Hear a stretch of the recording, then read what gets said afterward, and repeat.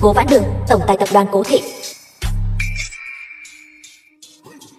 The film was translated and narrated by M Media.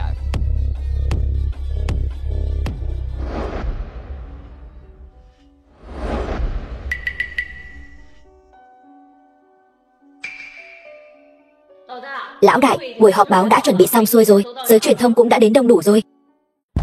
Chào mọi người, đây chính là dự án phim truyền hình hiện đang kêu gọi đầu tư của công ty của chúng tôi. Mời mọi người xem. Bảo bối, trời ơi, quá bùng nổ rồi. Đây chẳng phải là Lục Thịnh, chồng của Cố tổng sao? Người phụ nữ bị làm mờ kia là ai vậy? Không biết nữa. Nhưng mà cái vụ ngoại tình này còn ngang nhiên khoe mẽ ở buổi họp báo của vợ nữa. Đây là tiểu tam tuyên chiến với chính thất rồi. Cô gái này đúng là có thủ đoạn thật đấy. Cô bạn thân yêu của tôi đã thử giúp cô rồi. Chồng cô tuyệt lắm đó.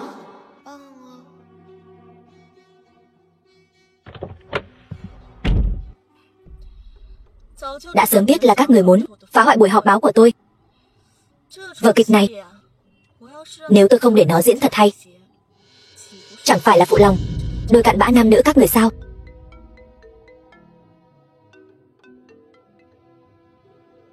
Tiểu Đường, tôi tra ra rồi, bọn họ đang ở phòng 8302 khách sạn Hy Nhĩ Đốn. Lão đại, lát nữa cô còn có một cuộc họp nữa đấy. Cô định đi đâu vậy? Đi bắt gian.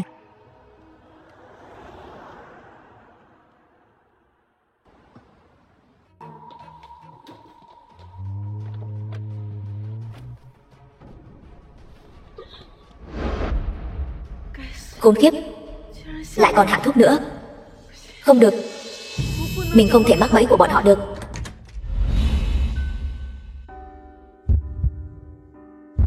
Cô làm sao vậy?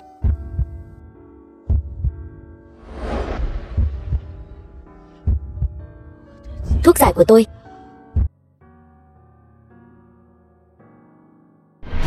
Hoắc Vân Thâm, tổng tài tập đoàn Hoắc Thị. Kỹ thuật không tệ, đây là thù lao cho anh. 2.000, cô ta căn bản là không nhận ra tôi là ai sao? Nhưng mà cô ta kết hôn cũng 1 năm rồi, vậy mà vẫn còn là lần đầu tiên. Giúp tôi điều tra về Lục gia. Nghi vấn Lục Thị ngoại tình cùng nữ minh tinh bí ẩn qua đêm tại khách sạn. Lâm Kiều Kiều, tôi từng coi cô là bạn tốt nhất. Vậy mà cô hết lần này đến lần khác đâm sau lưng tôi. Xin ngài đừng vào. Tôi là mẹ chồng của cô ta. Cô là cái thá gì? Cô cũng dám cản tôi. Cút đi. Cố Vãn Đường, Lục Thịnh giờ đang bị đám phóng viên giải trí chặn ở khách sạn rồi. Cô mau nghĩ cách đưa nó ra ngoài đi. Thật sao? Nhưng mà đám phóng viên đó chính là do tôi sắp xếp đấy. Cô giỏi thật đấy. Đồ tiện nhân. Nhìn cái mặt như đưa đám của cô kia. Đáng đợi con trai tôi không muốn chạm vào cô. Anh ta cũng xứng sao?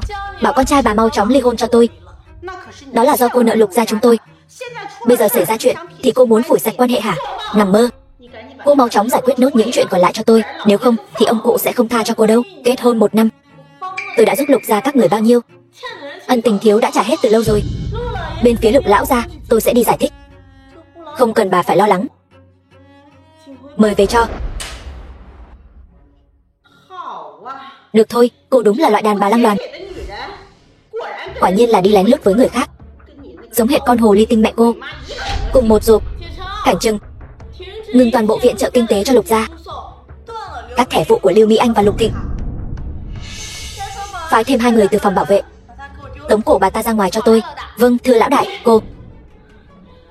Chúng tôi dùng tiền của cô là để mặt cô đấy. Đồ con riêng không được ai thừa nhận. Nếu cô ly hôn đấy nhé, thì chỉ là một con đàn bà bỏ đi, không ai thèm thôi. Với tư cách là mẹ chồng của cô, hôm nay tôi sẽ thay mẹ cô dạy dỗ cô cho tốt.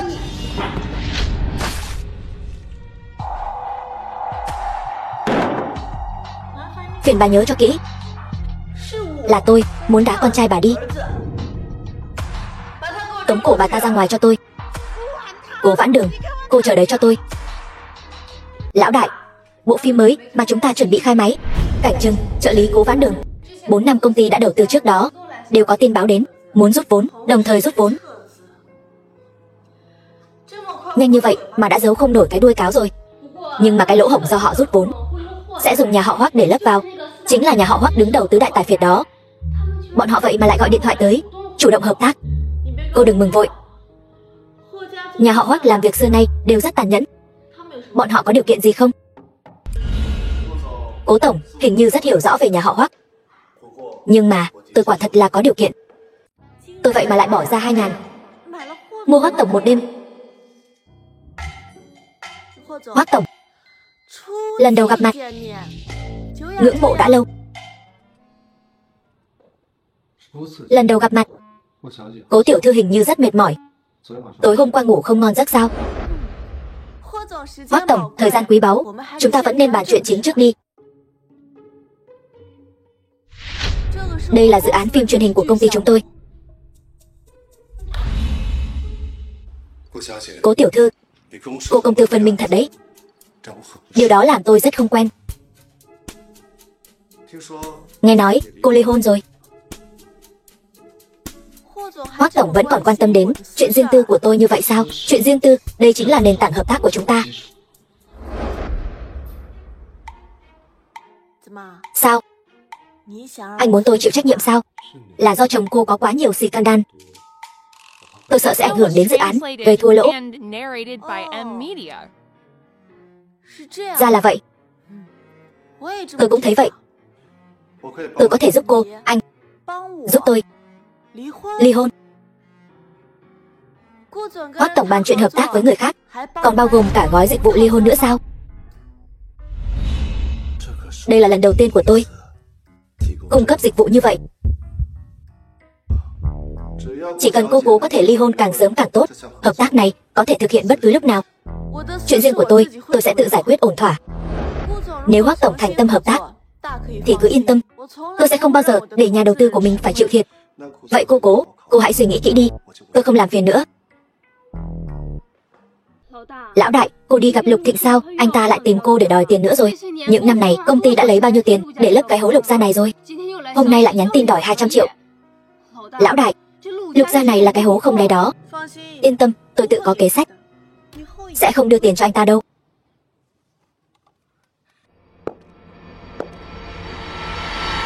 Vì anh cũng đã đồng ý ly hôn rồi. Ký đi. Đừng vội mà. Uống một ly nước đi, nhanh ký đi. Ký xong tôi đi ngay. Uống hết ly nước này đi đã, tôi sẽ ký.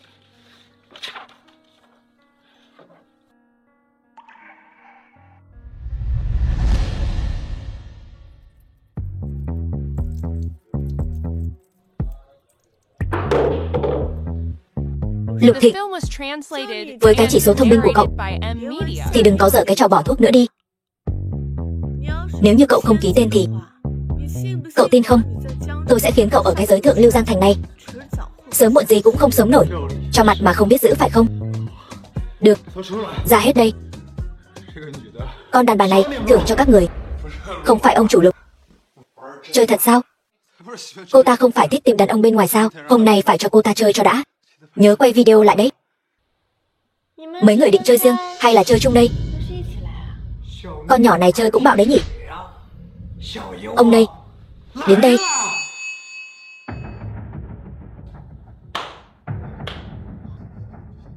Lục Thịnh, thế nào? Vui không?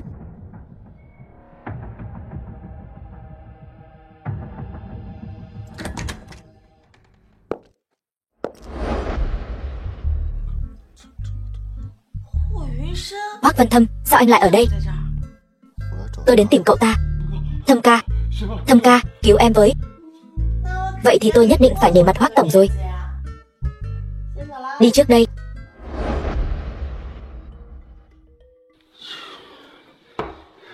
Cảm ơn Thâm ca. Con đàn bà đê tiện này, tôi nhất định phải chỉnh đốn cô ta thật tốt. Những thứ này đều là chuẩn bị cho Cố Vãn Đường sao? Không chỉ vậy, tôi còn chuẩn bị cả thuốc nữa. Thâm ca, tôi nói anh nghe, con đàn bà đê tiện này ở bên ngoài cắm sừng lên đầu tôi. Chẳng phải cô ta thích đàn ông lạ sao? Thuốc đâu?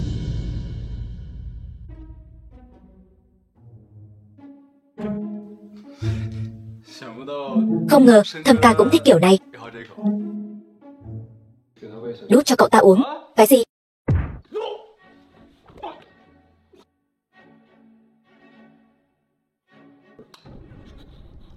Chờ một chút, hợp đồng ly hôn. Ký cái này đi, rồi cho uống. Lão đại, giải quyết xong chưa? Tôi còn nghĩ, nếu cô không quay lại, thì tôi đã xông lên rồi đấy. Tôi có thể có chuyện gì chứ? Tôi còn đánh cho cậu ta một trận tơi bời. Chỉ là cái hợp đồng vẫn chưa ký.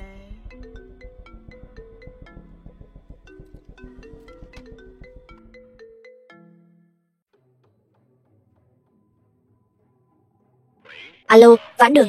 Chuyện của Thịnh Nhi ông đã nghe nói rồi. Đừng giận, ông sẽ làm chủ cho cháu. Lục Gia Gia, giữa cháu và anh ta chỉ có con đường ly hôn thôi. Ngày mai là tiệc sinh nhật của ông. Chúng ta gặp mặt nói chuyện được không?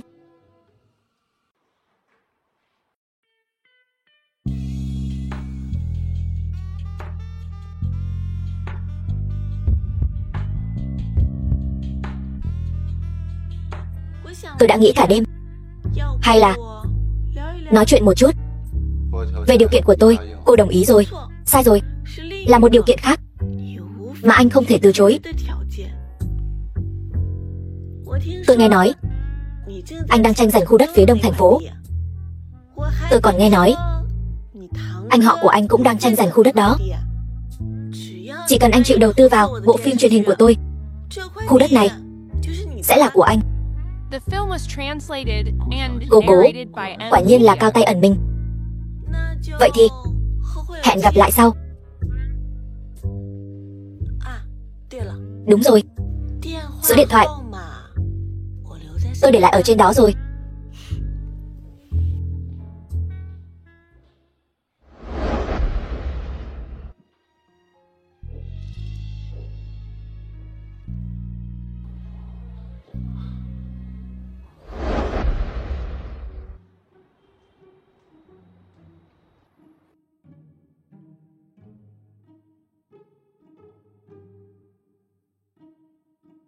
Chụp được rồi. Lần này phát tài rồi. Những tấm ảnh này ít nhất cũng đáng giá 500.000. Lão đại, rốt cuộc là thằng ngốc nào mà chịu bỏ ra nhiều tiền như vậy? Hỏi nhiều như vậy làm gì? Có tiền là được. Kiều Kiều, ông lại mắng anh rồi. Đều tại Cố Vãn Đường. Anh phải chỉnh mất mạng cô ta. Em nói xem, anh phải làm thế nào? Bây giờ Lục Gia đã bắt đầu báo thủ Cố Vãn Đường rồi. Tiếp theo nên làm gì? Cô muốn tôi tung ảnh ra để Lục Gia tự tung. Còn lần trước, camera giám sát ở khách sạn của cô ta và Hoắc Vân Thâm cùng nhau tung ra hết. Được, yên tâm đi. Lão đại, không xong rồi. Nữ tổng tài trí thức nóng bỏng, vậy mà chơi lớn như vậy. Hoắc Vân Thâm yêu Cố Vãn Đường, muốn cướp vợ Lục Thịnh. Cố Vãn Đường ngoại tình với Hoắc Vân Thâm, bằng chứng ngoại tình rõ ràng. Mắt xích nối tiếp mắt xích. Thật thú vị. Lục Thịnh tổ chức họp báo, tuyên bố tình yêu vẫn như thuở ban đầu, sẽ không ly hôn. Lão đại, chẳng phải anh ta cố ý làm vậy để chứng minh chuyện cô ngoại tình sao? Tôi đi liên hệ với giới truyền thông ngay đây.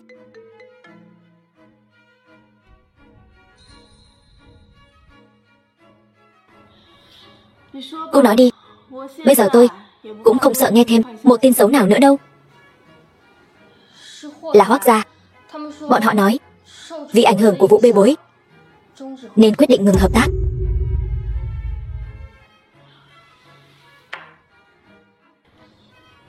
Xem ra người đàn ông này quả nhiên cũng không đáng tin. Biệt thự Hoắc gia. Hoắc Diên Niên, gia chủ Hoắc gia. Ông đã nói rồi, đừng có mà dây dưa với Cố Vãn Đường. Vậy nếu như con cứ muốn thì sao? Con giỏi lắm. Ông đã kêu người hủy bỏ hợp tác với công ty của chúng nó rồi. Con còn không nghe lời nữa. Đừng trách ông đây tàn nhẫn.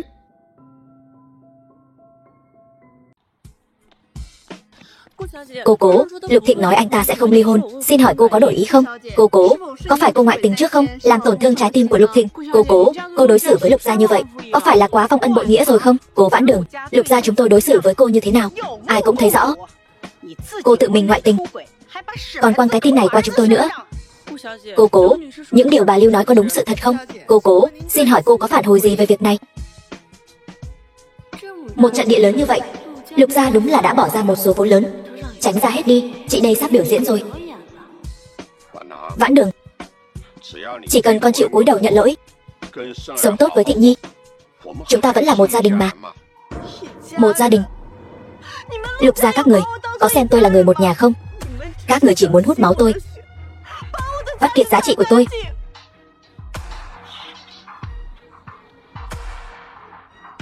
Trước đây tôi còn nể tình nghĩa của Lục gia, không muốn làm lớn chuyện. Nhưng các người ép tôi như vậy. Vậy thì xin mời mọi người xem cho kỹ. Tôi và Lục Thịnh đã sớm ly hôn rồi. Chính là Lục gia bọn họ bội bạc tôi trước. Sao cô dám? Cô ly hôn với con trai tôi, cô chỉ là một con đàn bà bỏ đi. Xem sau này còn ai dám lấy cô. Bà vẫn nên lo lắng cho bản thân mình nhiều hơn đi. Nếu không có tôi, không biết Lục gia có thể chống đỡ được bao lâu nữa đây. Cảnh Trừng, các vị, đây là các loại chi phí mà tôi đã chi trả cho Lục gia trong 1 năm kết hôn. Tổng cộng là 360 triệu 825 vạn 4.361 tệ 5 hào 6 xu. Con nhỏ đê tiện này. Một gia đình tính toán rõ ràng như vậy làm gì? Cô,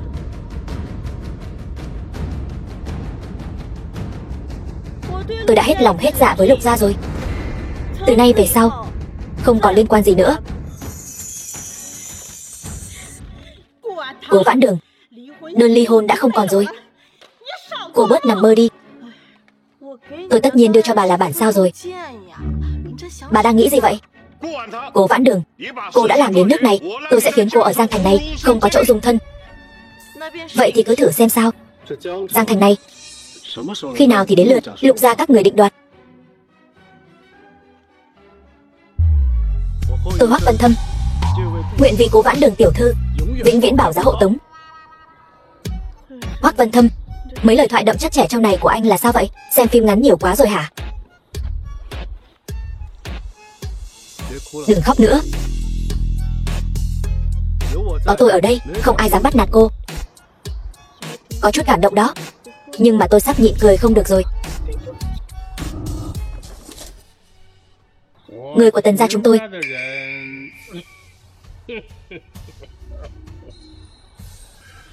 không cần Hoắc tổng bảo giá hộ tống đâu.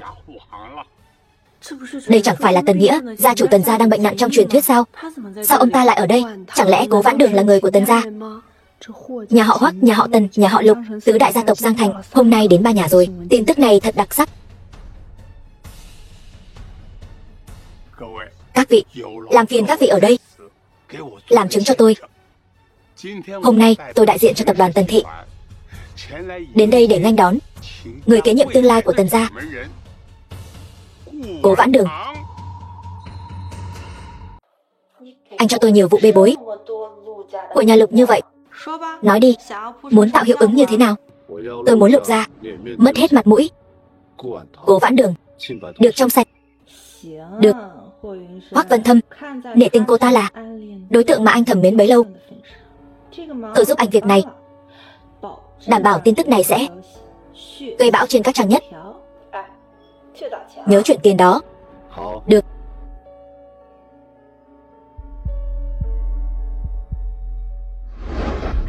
Sướng mất mạng đi được. Lão đại, bây giờ trên mạng đều đang chửi Lục gia, không cần chúng ta ra tay.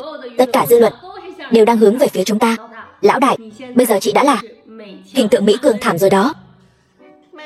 Mỹ Cường là được rồi, chị đây không thảm. Lão đại, chị vậy mà là cháu gái của nhà họ Tần. Nhà họ Tần là tập đoàn tài chính lớn thứ 2 ở Giang Thành đó. Em đi theo chị bao nhiêu năm như vậy rồi, em còn không biết đó. Tôi khó khăn lắm mới ly hôn với Lục Thịnh, thoát khỏi Lục gia. Vũng nước đục nhà họ Tần này tôi không muốn nhúng vào đâu.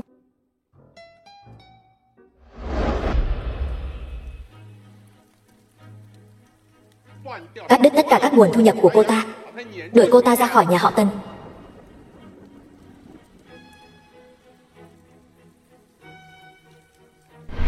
Bạn trai đại học của Cố Vãn Đường.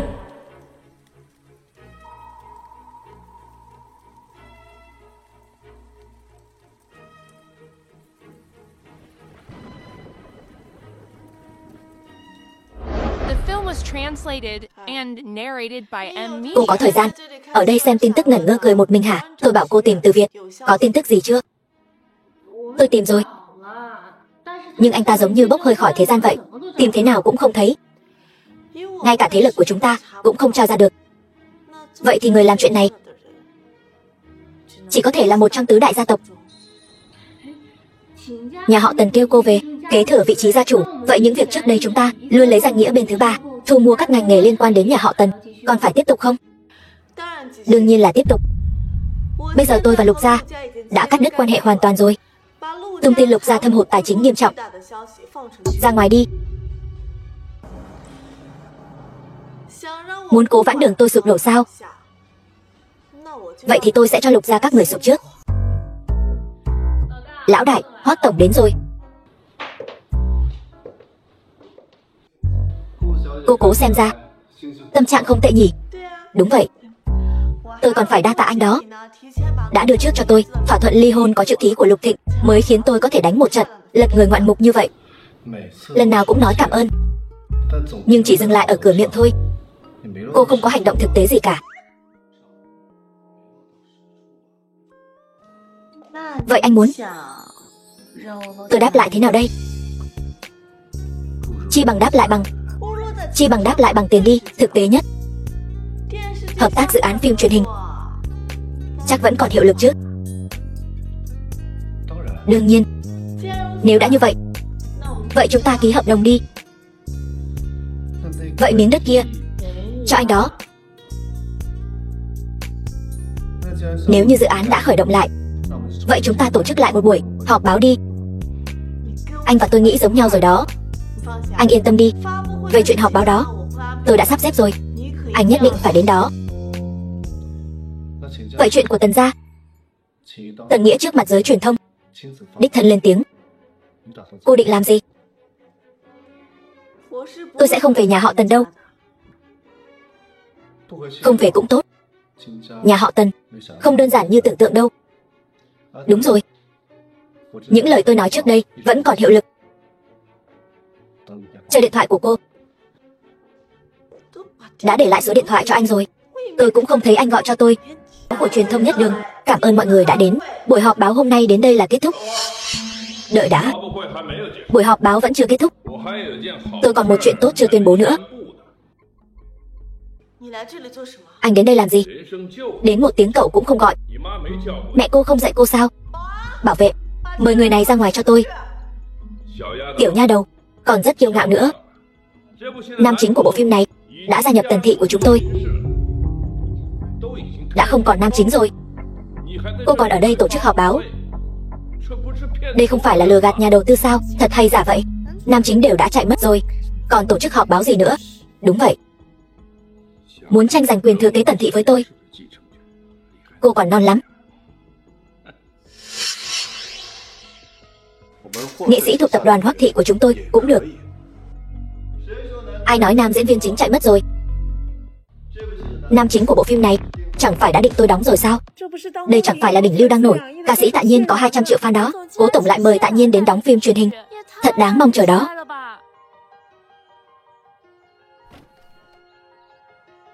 Xin lỗi, tôi đến muộn rồi. Khó cho chị. Giữ bí mật cho màn ra mắt đầu tiên của tôi. Hời cho những người dụng tâm, lợi dụng sơ hở. Tôi và Tạ Nhiên căn bản không có giao thiệp. Sao cậu ấy lại đột nhiên chạy đến cứu nguy cho tôi? Chào mọi người, tôi là Tạ Nhiên. Sắp tới sẽ đóng vai nam chính trong bộ phim này. Mong mọi người ủng hộ nhiều hơn. Thật sự là Tạ Nhiên, đẹp trai quá. Nhìn đây.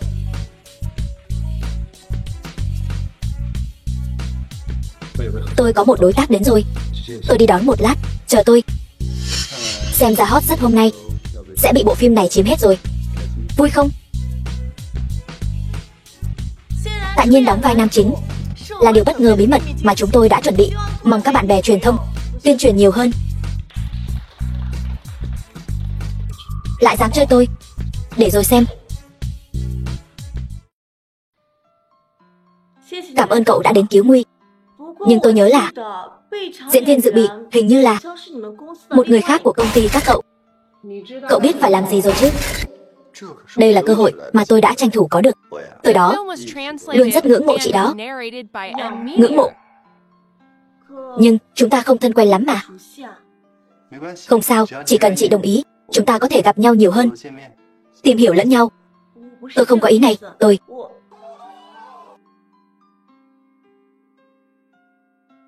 Cô gái đi cùng Hoác tổng là ai vậy?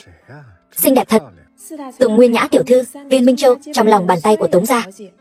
Nghe nói, tiểu thư và Hoác tổng đã đính ước từ nhỏ. Xin lỗi nhé, tôi phải đi tiếp đón khách. Tôi đi cùng chị.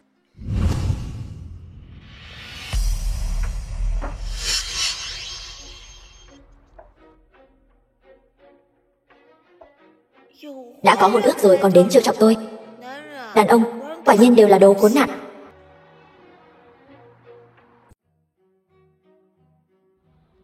Cô Cố, đã sớm muốn làm quen với cô rồi. Lần này rất vui, có thể cùng Vân Thâm đến tham gia buổi họp báo của cô. Đây chính là người được xưng là Tùng Nguyên Nhã, một tay che trời của giới truyền thông Giang Thành sao?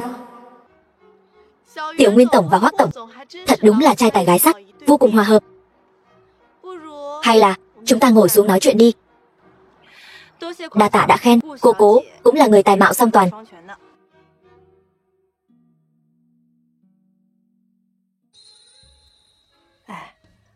Đó chẳng phải là ca sĩ đang nổi sao? Sao? Bọn họ là bạn bè sao? Tôi không biết. Đi thôi.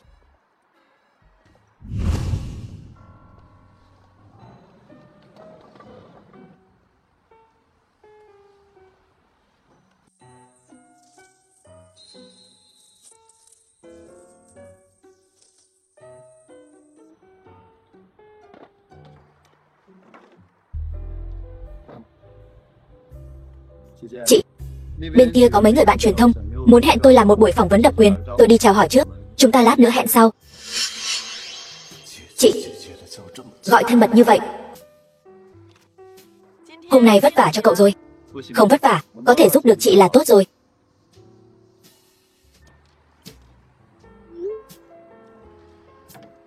Cảm ơn Tiểu Nguyên tổng đã nể mặt đến tham gia buổi họp báo của tôi. Lần đầu gặp mặt, cái này coi như là quà gặp mặt tôi tặng cho Tiểu Nguyên tổng đi. Ảnh dương chiếu của Lục Thịnh và Lâm Kiều Kiều. Cố tổng thật lợi hại. Quả nhiên, đối mặt với nhiều scandal như vậy, đều bình tĩnh không hề nao núng, có qua có lại. Hay là lần này tuyên truyền dự án phim truyền hình, giao cho Tùng gia chúng tôi đi. Thực lực của Tùng gia, tôi rất yên tâm. Vậy Tiểu Nguyên tổng ra giá đi. Cố tổng nói đùa rồi. Tin tức nóng như vậy đều cho rồi. Đâu còn mặt mũi nào mà đòi tiền cô nữa. Tiểu Nguyên tổng, với tư cách là vị hôn thê của Hoác tổng, nguyện ý đến giúp tôi đương nhiên là cảm kích vô cùng. Vậy hai người cứ nói chuyện trước đi, tôi còn phải đi tiếp đãi những vị khách khác.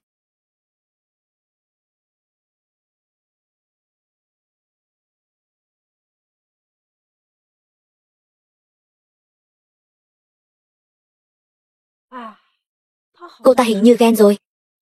Cậu không đi dỗ dành đi sao? Không đi. Ly này, để tôi uống thay cô ấy vậy. Anh là cái thá gì của tôi chứ? Dựa vào cái gì mà quản tôi?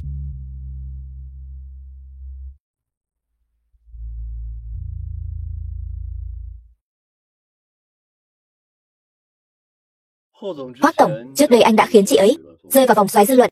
Không sợ lại bị phóng viên chụp được sao? Chuyện của chúng tôi không cần cậu lo.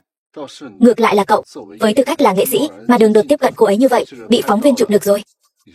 Cậu sẽ có hậu quả gì? Cậu rõ hơn tôi chứ. Tôi là ca sĩ độc thân, đâu giống như Hoác tổng có vị hôn thê.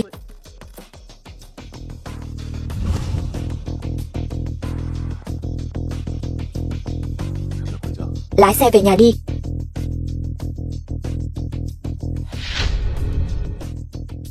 Cô cũng có chút thủ đoạn đấy. Lại có thể khiến ba thật sự để lại nhà họ Tần cho cô rồi. Tôi đã nói với ông ấy là tôi không cần rồi. Cô bớt giả thanh cao đi. Tiểu nhân, trước 8 giờ sáng mai, tôi muốn nhìn thấy tuyên bố công khai của cô, từ bỏ mọi quyền thừa kế nhà họ Tần. Nếu không, cô sẽ không bao giờ gặp lại người bạn tốt của cô đâu. Từ Việt ở đâu? Cho tôi nghe giọng của anh ta.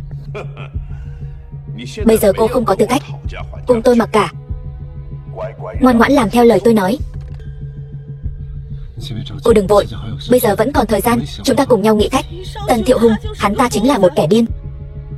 Hắn ta không phải muốn tuyên bố sao, tôi cho hắn ta là được. Vãn Đường, cô đừng vội. Tôi đã nói rồi, sẽ giúp cô, đây là chuyện của tôi. Anh không cần thiết phải nhúng tay vào. Tôi tuyệt đối sẽ không để hắn ta làm tổn thương bạn của tôi đã nói rồi. Tôi sẽ giúp cô tìm được Từ Việt. Thời gian trước đã có chút manh mối rồi. Tôi chỉ là sợ cô lo lắng nên không nói cho cô biết. Tần Thư Tú và Lâm Kiều Kiều, chuyện này tạm thời không thể nói cho Vãn Đường biết. Phải điều tra rõ ràng trước đã. Tôi biết cô là một người rất kiên cường, đã quen với việc tự mình giải quyết mọi chuyện. Trước mặt người ngoài, cô là một nữ cường không có sơ hở. Cho dù những người đó có công kích cô thế nào, bắt nạt cô, cũng không thể khiến cô nhận thua. Nhưng mà tôi làm vẫn chưa đủ tốt. Tôi chưa bao giờ dám để bản thân lơi lỏng một giây. Bởi vì tôi biết tôi chỉ có thể dựa vào chính mình. Tôi tưởng rằng tôi có thể nắm giữ đại cục, nhưng tôi vẫn khiến bạn của tôi rơi vào nguy hiểm. Cô đã làm đủ tốt rồi. Tôi giúp cô không phải vì hợp tác, cũng không phải vì muốn có được gì, mà là bởi vì tôi đau lòng cho cô. Hoắc Vân Thâm, anh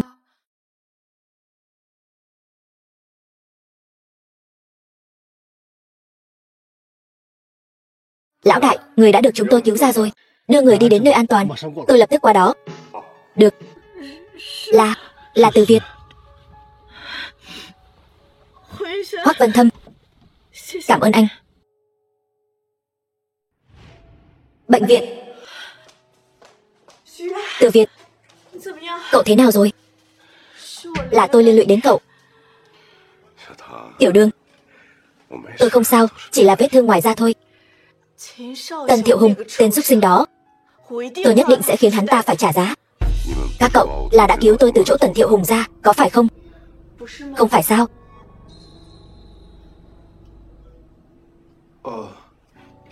Vẫn còn một số việc đang điều tra, chi tiết vẫn chưa xác định. Đợi tôi điều tra rõ ràng rồi, tôi sẽ nói cho cô biết hết. Hôm nay cô quá mệt mỏi rồi, về nghỉ ngơi trước đi. Được.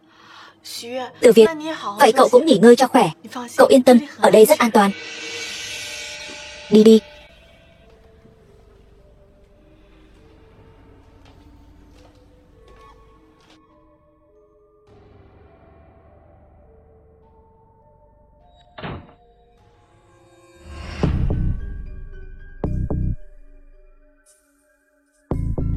Có phải các cậu đã cứu tôi ra từ chỗ Tần Thiệu Hùng phải không? Đúng vậy. Tần Thiệu Hùng đúng là đã lợi dụng cậu để uy hiếp Vãn Đường. Từ Việt, đã điều tra được gì rồi? Tôi từ chuyện Tiểu Đường bị người ta bỏ thuốc ở khách sạn mà bắt đầu điều tra. Người đầu tiên tôi điều tra là Lâm Kiều Kiều. Cô ta và Lục Thịnh sớm đã có liên hệ. Vì vậy, người đầu tiên tôi nghi ngờ là Lục Gia. Nhưng sau đó điều tra ra, người đứng sau cô ta là người tôi hoàn toàn không ngờ tới, là Tần Thư Tú. Sao cậu biết? Tôi vẫn là do tình cờ điều tra ra một vài chuyện. Hôm đó, tôi đã gọi điện cho Tiểu Đường, chuẩn bị tiếp tục theo dõi, cũng không biết là sơ hở ở đâu, bị người ta ám toán bắt đi. Trước đó, Tần Thiệu Hùng căn bản là không tham gia vào những chuyện này. Vì vậy, tôi đặc biệt thấy kỳ lạ. Tần Thiệu Hùng luôn coi thường Tần Thư Tú, người em gái là con riêng này, ghét cô ta ở bên ngoài lăng nhăng với đàn ông, phá hoại phong khí gia tộc. Tần Thư Tú không tính là một người mẹ tốt, nhưng trước đây nhiều nhất là không quản. Bà ta chưa bao giờ làm tổn thương Tiểu Đường mà. Tin tức vẫn chưa rõ ràng, mạo muội nói cho Vãn Đường. Đối với cô ấy mà nói, không nghi ngờ gì là một sự tổn thương cực lớn. Chuyện này nhất định phải điều tra rõ ràng. Đồ vô dụng. Bây giờ tôi lấy gì để uy hiếp Cố Vãn Đường, để cô ta từ bỏ quyền thừa kế? Anh ơi, anh đừng giận mà. Cho dù cô ta về Tần gia thì cũng vẫn mặc anh nắm bắt thôi. Nhưng cô là mẹ ruột của cô ấy. Tôi sẽ tin cô sao? Tôi họ Tần, cô ta họ Cố. Anh nói tôi sẽ đứng về bên nào? Tôi quyết định tuân theo di chúc của ông ngoại, tiến vào tập đoàn Tần Thị. Cô vẫn quyết định về Tần ra sao? Vậy tôi sẽ xuất viện ngay để giúp cô. Tôi đã bắt đầu bố trí chuyện của Tần gia từ rất lâu rồi. Cậu cứ dưỡng sức khỏe cho tốt đi. Cũng đúng, có Hoắc tổng giúp cô rồi. Ân oán giữa tôi và Tần gia không cần thiết phải lôi anh ấy vào. Tôi là vì đau lòng cho cô.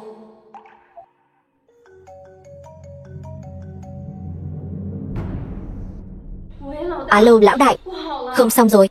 Hoắc phó tổng dẫn Lâm Kiều Kiều đến phim trường, nói là muốn đổi nữ diễn viên số 2. Nếu không thì Hoắc thị sẽ rút vốn. Lão đại, cuối cùng cô cũng đến rồi. Chuyện này chúng tôi đều không biết, phải làm sao bây giờ? Lại gặp mặt rồi, Cố tiểu thư.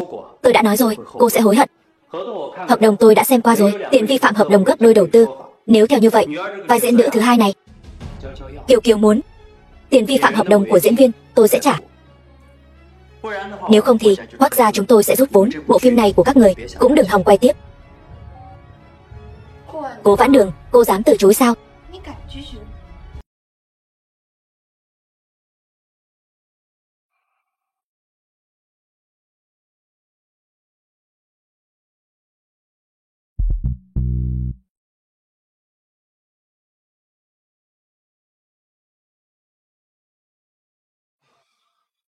Bác Tài lái xe đi.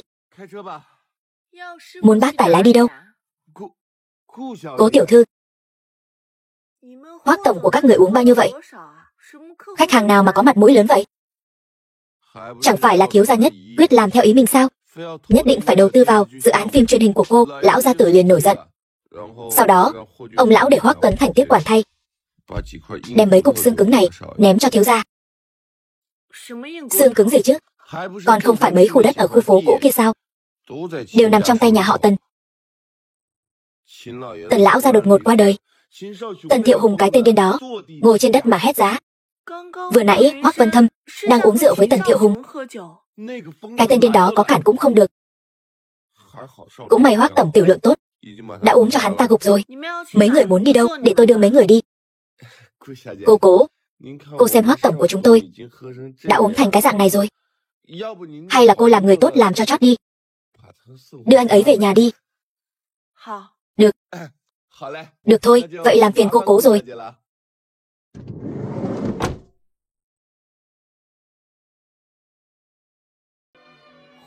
Hoắc Vân Thâm,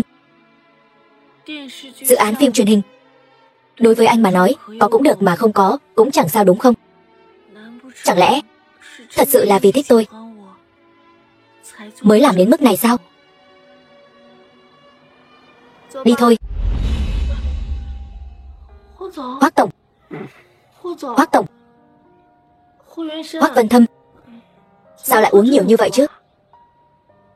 Sao lại nắm chặt như vậy?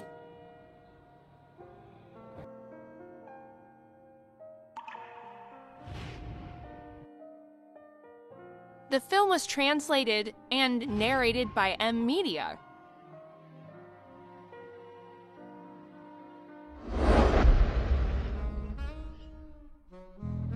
Vãn Đường, anh còn nhận ra tôi sao? Tôi chỉ là uống hơi nhiều thôi, chứ không phải uống đến ngốc rồi. Anh muốn làm gì? Tôi muốn hôn em.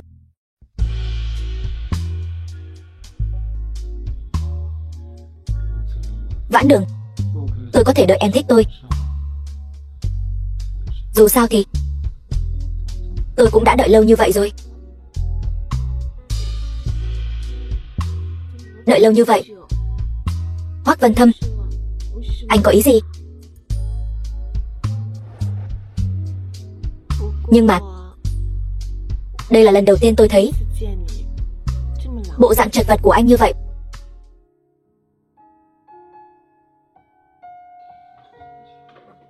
Tỉnh rồi sao? Ra ăn sáng đi. Đây là cô tự làm sao? Đây là cuộc sống mà tôi hằng mong ước đó. Mau nếm thử xem thế nào.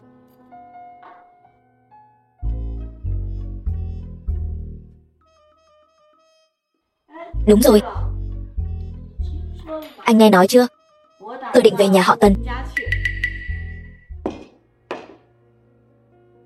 Không được, em phải đợi tôi điều tra rõ ràng đã. Lúc này em mạo muội trở về rất nguy hiểm. Ý của anh là anh cảm thấy tôi không làm tốt vị trí gia chủ nhà họ Tần này sao? Không phải, anh không có ý như vậy. Bà muốn lấy mạng cô ta rồi thừa kế di sản. Tôi đang thông báo cho anh, không phải đang thương lượng với anh. Không được, không cho phép em trở về.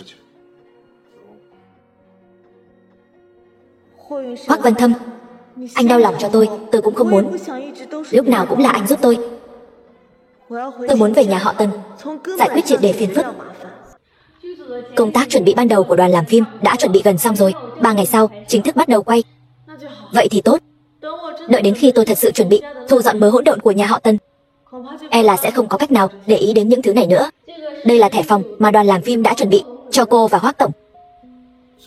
Hôm qua không vui mà tan rã. Hoắc Vân Thâm, anh ấy chắc sẽ không đến đâu nhỉ?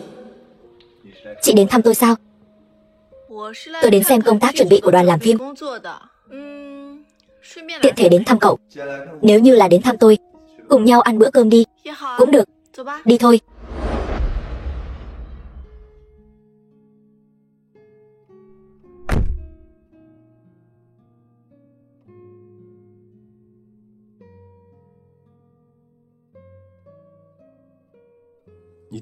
Hôm nay chị có thể đến thăm tôi rất vui. Tổng tài bá đạo si tình trong phim, nhanh vậy đã nhập vai rồi. Đừng nói, trông cũng ra gì phết đấy.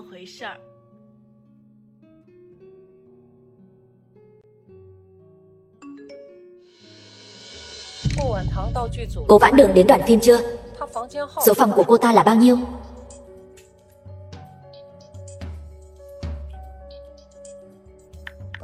"8606.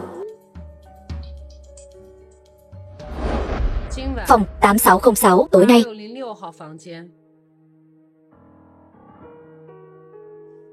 Đây là tiền đặt cọc 100.000 tệ. Còn có thẻ phòng nữa. Tạ Nhiên, cảm ơn cậu. Sao lại cảm ơn nữa rồi? Gần đây đoàn phim xảy ra chuyện lớn như vậy. Tôi nghe nói cậu luôn an ủi mọi người. Tôi cũng không làm gì nhiều. Dù sao đây cũng là vai nam chính đầu tiên của tôi cũng hy vọng mọi việc trong đoàn phim đều thuận lợi. Trước buổi họp báo thì sao? Chúng ta đúng là không quen biết nhau. Nhưng mà sau khoảng thời gian tiếp xúc này, thật sự cảm thấy thân thiết hơn rất nhiều. Xem ra chị thật sự không nhớ tôi rồi. Đoàn phim sắp khai máy rồi. Tối nay chị sẽ ở lại đoàn phim sao? Đúng vậy. Đến nơi rồi, cẩn thận nào. Cậu không cần tiễn tôi đâu. Cậu về nghỉ sớm đi. Chị uống nhiều rồi, đưa chị đến tận cửa rồi tôi mới.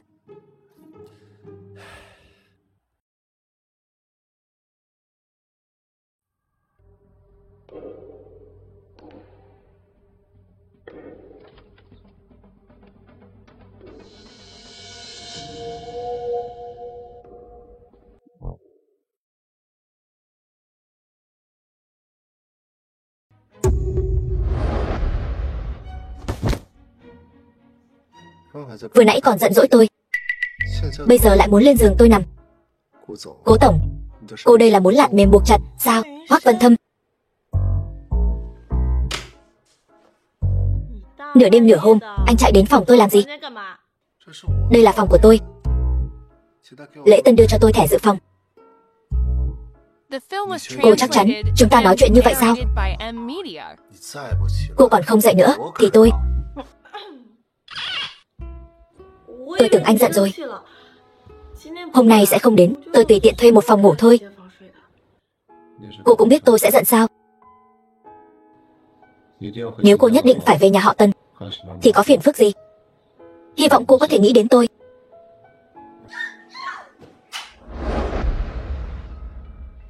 Bên cạnh có người.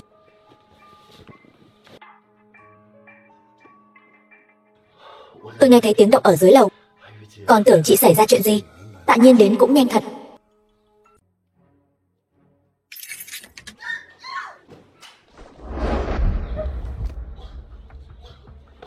Đã khống chế được rồi, không có hung khí, yên tâm. Hoắc Văn Thâm sao đột nhiên lại đến đây? Lâm Kiều Kiều sao lại ở trong phòng này? Chuyện gì vậy? Cố Vãn Đường, cô hận tôi đến vậy sao? Cô muốn thuê người lấy mạng tôi. Tần Thư Tú, cô ta lại muốn lấy mạng Cố Vãn Đường. Lâm Kiều Kiều, cô có thể mang theo chút não được không? Đây là phòng của tôi. Tôi thuê người lấy mạng tôi làm gì? Ngược lại là cô đó, nửa đêm nửa hôm chạy đến phòng tôi làm gì? Tôi trên giường trong phòng không thoải mái.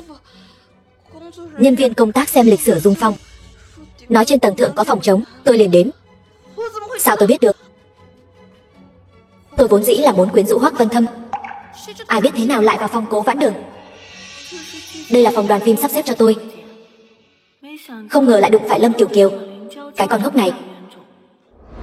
Lâm Kiều Kiều, cô nhất định biết gì đó đúng không? Chẳng lẽ Tần Thư Tú thật sự muốn lấy mạng Cố Vãn Đường? Lâm Kiều Kiều, tôi hỏi cô đấy, nói. Tôi không biết gì cả, cô đừng hỏi tôi.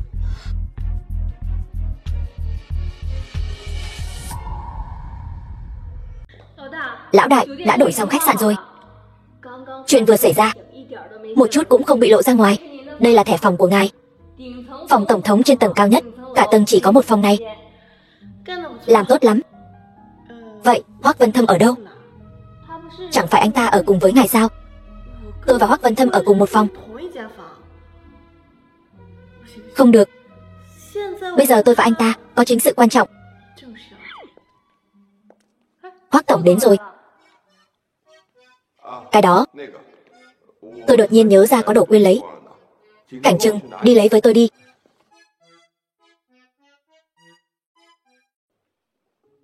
Vừa xảy ra chuyện như vậy, để tôi ở lại với cô nhé. Đi thôi, lên xem phòng. Hoắc Văn Thâm, tôi thấy anh hiểu lầm rồi thì phải. Hiểu lầm gì chứ? Vừa nãy tôi uống hơi nhiều, không cẩn thận đi nhầm phòng của anh. Tôi không có ám chỉ gì khác đâu. Quan hệ của chúng ta là kiểu quan hệ có thể ở chung một phòng được sao? Vậy nên cô không thích tôi chút nào sao? Tôi... Được, tôi hiểu rồi.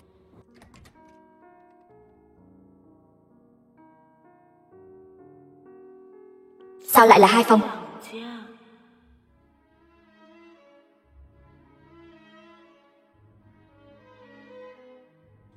Vậy thì Cố tổng cứ tự nhiên, tôi không làm phiền nữa. Cố Vãn Đường, cô là người đầu tiên lên giường với tôi, còn luôn miệng nói không thích tôi. Tôi nhớ kỹ cô rồi.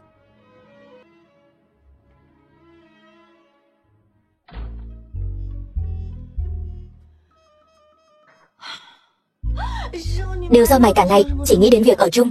Bây giờ Hoắc Văn Thâm giận rồi, còn phải đi dỗ. Hoắc Văn Thâm. Tổng tài, tôi đột nhiên nhớ ra, ở sảnh khách sạn tôi quên một vài thứ, tôi đi lấy một chút. Sao vậy, Cố tổng có việc gì sao? Thật ra thì tôi biết, từ trước đến nay đều là tôi tự mình đa tình. Không phải.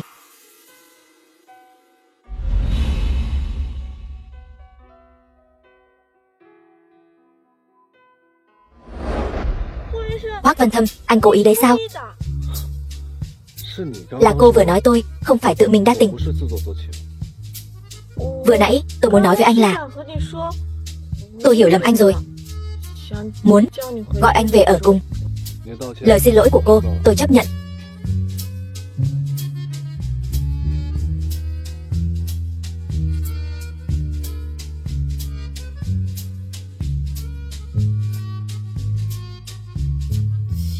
Hôn tôi xong rồi bỏ chạy. Hoắc Văn Thâm, anh là khốn kiếp. Người xông vào phòng cô, tôi đã điều tra rồi.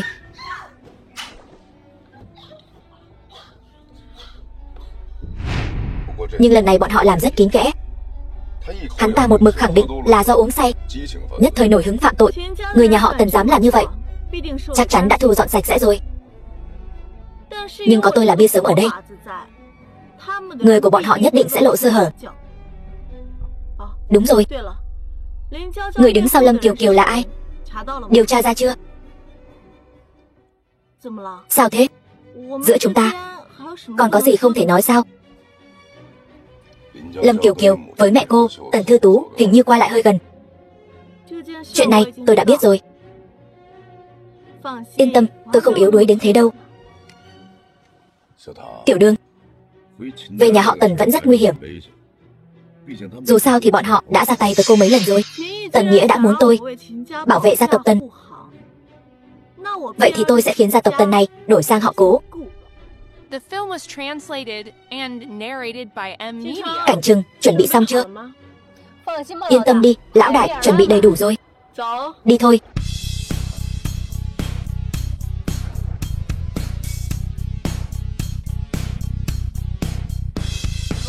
Chào tổng tài. Cái nhà họ Tần này tôi phải nắm trong tay. Lão tử mới là tổng tài của tập đoàn Tân Thị. Cố Vãn Đường, cô mau cút khỏi cái vị trí này ngay đi. Cô là cái thá gì mà dám vào tiếp quản nhà họ Tân? Đừng nóng giận như vậy chứ. Nghe nói cậu nghi ngờ di chúc của ông ngoại đã bắt đầu điều tra rồi. Thời gian trôi qua lâu như vậy rồi, kết quả điều tra ra chưa? Trước kia thấy cô còn hiểu chuyện, bây giờ lại dám chạy đến đây. Tôi đã liên kết với mấy cổ đông bãi miễn cô rồi. Cậu ơi, cậu phải nắm chắc thời gian đấy nhé. Tôi đã bắt đầu dẫn người kiểm tra sổ sách rồi. Mấy năm nay, nhà họ Tần càng ngày càng phức tạp, có quá nhiều sâu mọt hút máu. Không biết là cậu bị cách chức trước, hay là tôi bị bãi miễn trước nữa. Đúng rồi, cho tôi nhắc cậu một câu.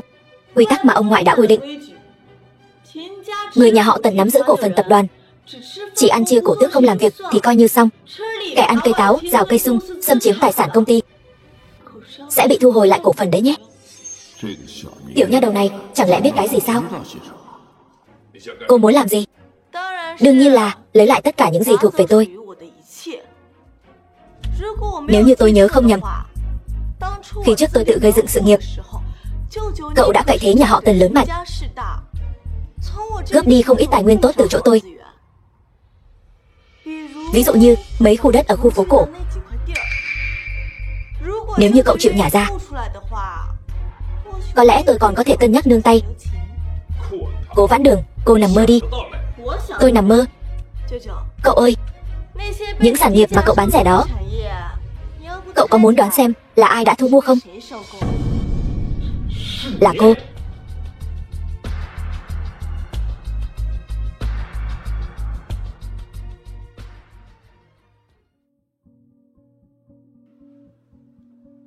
Uyển Uyển, ba chị không được cái con Cố Vãn Đường đó rồi.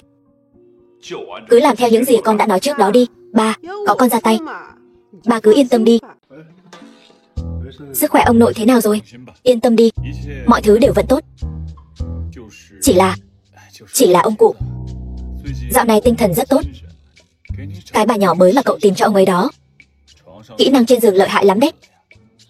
Mấy chuyện này không nên nói với tôi chứ. Cậu không tò mò người sắp trở thành bà nội mới của cậu là ai sao? Không hứng thú? Được thôi, không nói chuyện phiếm với cậu nữa. Ông cụ kêu cậu lên đó đây.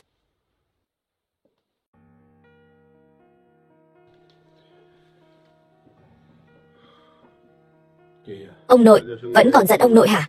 Không. Nếu không có, sao còn quay lại với cái cô họ Cố đó? Ông nội không phải đã nói với cháu rồi sao? Đừng dây dưa với cô ta.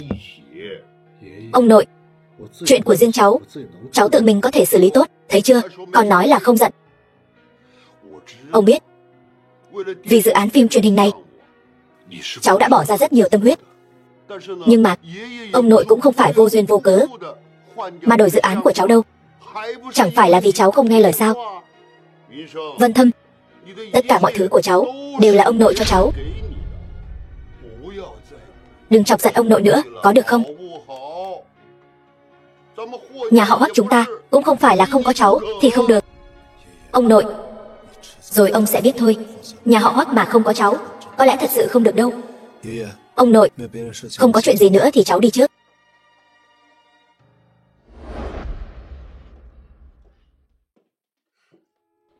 Đừng chấp nhặt với người trẻ tuổi.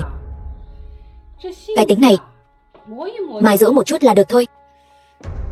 Trong tay cậu ta không phải còn có một dự án cải tạo khu phố cũ sao? Cho cậu ta dừng lại một chút đi, để cậu ta tĩnh tâm lại. Vẫn là tiểu Tú của chúng ta chu đáo nhất. Lão đại, cô thật là lợi hại.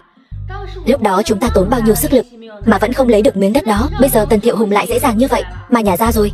Hoắc Vân Thâm, cái xương cứng mà anh không gặm nổi, đến chỗ tôi lại biến thành xương mềm.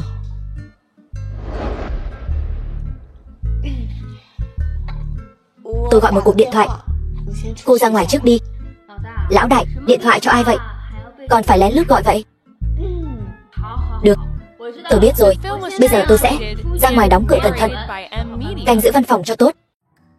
Nếu như chuông kêu 5 tiếng mà không nghe máy thì 1, 2, 3, 4. Alo, tôi có chuyện muốn nói với anh. Chính là miếng đất ở khu phố cũ đó. Chuyện công việc, cô tìm Phương Mặc đi. Chuyện này rất quan trọng. Tôi muốn gặp anh nói chuyện. Có được không? Dự án này không còn liên quan gì đến tôi nữa rồi. Ý gì đây? Nghĩa đen đó. Không có gì nữa, tôi cúp máy đây, tôi còn có việc. Công việc thì cô tìm. Là việc riêng. Chuyện gì vậy?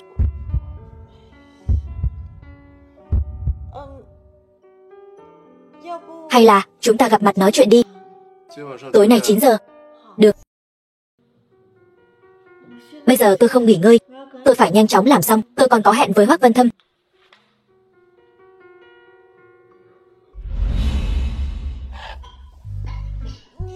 Sao anh lại tới đây, Hoắc Vân Thâm? Anh không giận tôi sao? Không phải em nói tìm tôi có việc riêng sao? Có chứ, không còn sớm nữa rồi, còn chưa ăn cơm đúng không? Đi thôi. Em nói tìm tôi là có chuyện gì vậy? Chính là miếng đất ở khu phố cũ đó. Đã nói là việc riêng rồi mà. Bàn chút chuyện công, rồi bàn chuyện riêng sau. Được, em nói đi. Chính là trước đây không phải anh muốn từ chỗ Tần Thiệu Hùng lấy miếng đất đó sao? Hắn ta cứ không chịu nhả ra. Bây giờ tôi muốn hắn ta nhả ra đó. Mấy khu đất này cho anh, thế nào? Hoắc Vân Thâm, món quà này có làm anh bất ngờ không? Có vui không? Em làm những điều này đều vì tôi sao? Đúng vậy. Không được sao? Tôi rất vui. Nhưng bây giờ không cần những thứ này nữa. Ông nội đã giao dự án đó cho Hoắc Tuấn Thành rồi. Thật là vô lý. Tôi tuyệt đối sẽ không giao cho anh ta đâu. Dáng vẻ em che chở tôi, sao mà đáng yêu thế? Đáng yêu. Tôi còn có một ý tưởng đáng yêu hơn nữa. Mấy khu đất tôi bán cho anh trước đây, tôi mua lại nhé. Anh cứ ra giá đi. Đất tôi có thể trả lại cho em, nhưng thứ tôi cần em có thể cho tôi không? Anh muốn gì cứ nói. Chắc chắn em không biết. Nhà họ Hoắc có một quy tắc, phải thành gia rồi mới lập nghiệp. Muốn thực sự bước chân vào nhà họ Hoắc, phải kết hôn trước đã. Quy tắc kỳ lạ gì vậy? Vậy nên trước đây anh nói muốn kết hôn với tôi là vì điều này. Hoắc Vân Thâm, nếu như đêm đó người xuất hiện là người phụ nữ khác, giờ phút này anh có nói những lời này với cô ta không?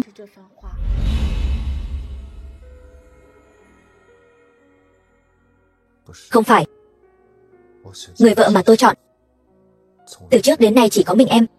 Tại sao? Em đồng ý không? Tổng tài, hợp đồng của ngài và cô Cố tôi đã mang đến rồi. Cô Cố, mấy khu đất này em đưa cho Lục Thịnh đi. Lục Thịnh, anh muốn đưa đất cho Lục Thịnh. Tôi nhận được tin tức xác thực, dự án phát triển khu phố cổ có thay đổi. Mấy khu đất mà em muốn trả lại cho tôi đều cho Hoắc Tuấn Thành đi. Anh định để bọn họ chó cắn chó sao? Cô Cố đây đúng là có mặt mũi lớn thật đấy. Đàm phán hợp tác với tôi cũng không đích thân đến, còn bắt tôi phải chạy một chuyến. Ai bảo trong tay tôi có thứ mà Hoắc phó tổng muốn chứ? 200. Cô đúng là dám ra giá trên trời. Ai mà không biết quy hoạch phát triển khu phố cổ. Nếu Hoắc phó tổng không muốn, có người đang chờ để lấy mấy khu đất này đấy. Được. Mấy khu đất này nhà họ Hoắc tôi lấy. Vẫn là phó tổng Hoắc có nhãn lực. Đúng rồi, đại hội trang sức thường niên của Tần gia, Hoắc phó tổng nhất định phải đến đấy nhé. Đương nhiên, hôm nay danh gia vọng tộc của Giang Thành đều sẽ đến, không được xảy ra một chút sai sót nào. Đây chính là trận chiến quan trọng nhất để cố tổng của chúng ta tiếp quản Tần gia. Biết chưa? Biết rồi. Hoắc tổng đâu? Ngày quan trọng như vậy của lão đại, anh ấy sẽ không phải không đến chứ?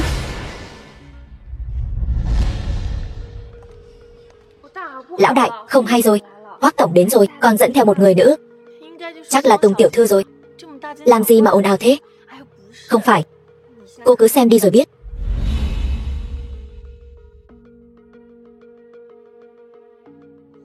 Hoắc Vân Thâm, đồ khốn nạn nhà anh.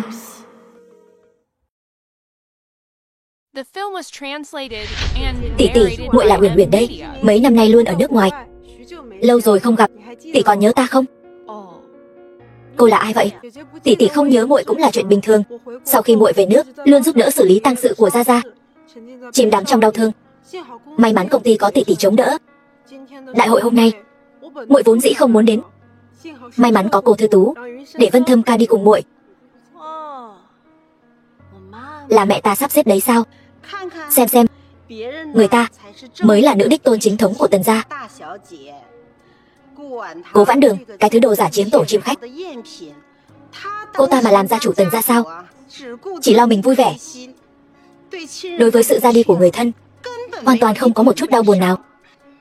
Mẹ nói nhỏ thôi. Dù sao cô ta cũng vừa cho chúng ta miếng đất kia.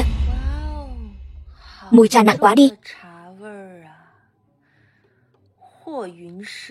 Hoắc Vân Thâm, anh không phải là vị hôn phu của tôi sao?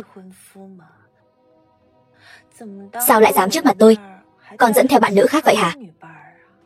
Nghe nói vị này chính là Tùng tiểu thư, cùng Vân Thâm ca có hôn ước. Chỉ là tôi nghe nói hôn ước này chỉ là lời nói đùa của trưởng bối. Tùng tiểu thư cũng không thích Vân Thâm ca, lại không muốn anh ấy tiếp xúc với người khác. Chẳng phải có chút bá đạo sao? Đương nhiên là tôi nguyện ý anh ấy tiếp xúc với người khác rồi.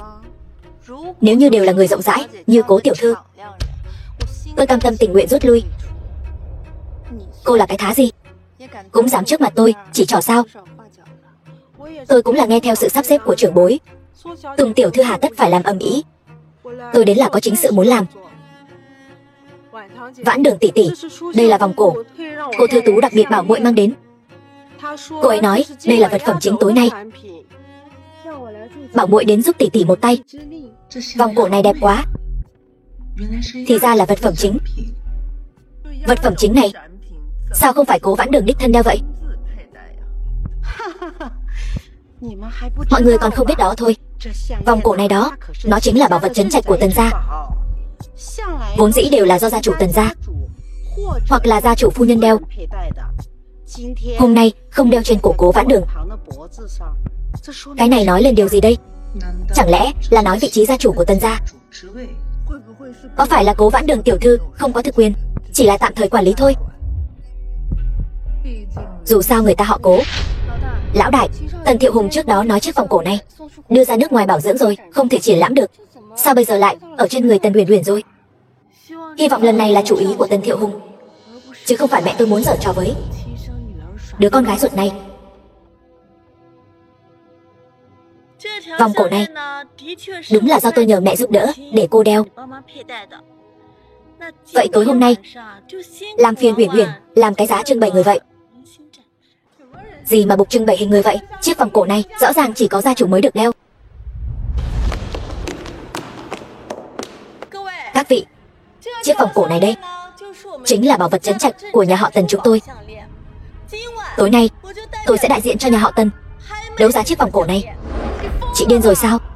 Đây chính là bảo vật gia truyền của nhà họ Tần chúng tôi đó. Tôi là gia chủ nhà họ Tần, tôi có quyền quyết định. Chị ơi, không thể vì giận em mà nhất thời ăn nói thiếu suy nghĩ như vậy chứ? Đây là bảo vật gia truyền của nhà họ Tần các người, có liên quan gì đến Cố Vãn Đường tôi chứ? Em gái ngoan, em cứ ở trên đài này mà biểu diễn cho tốt đi.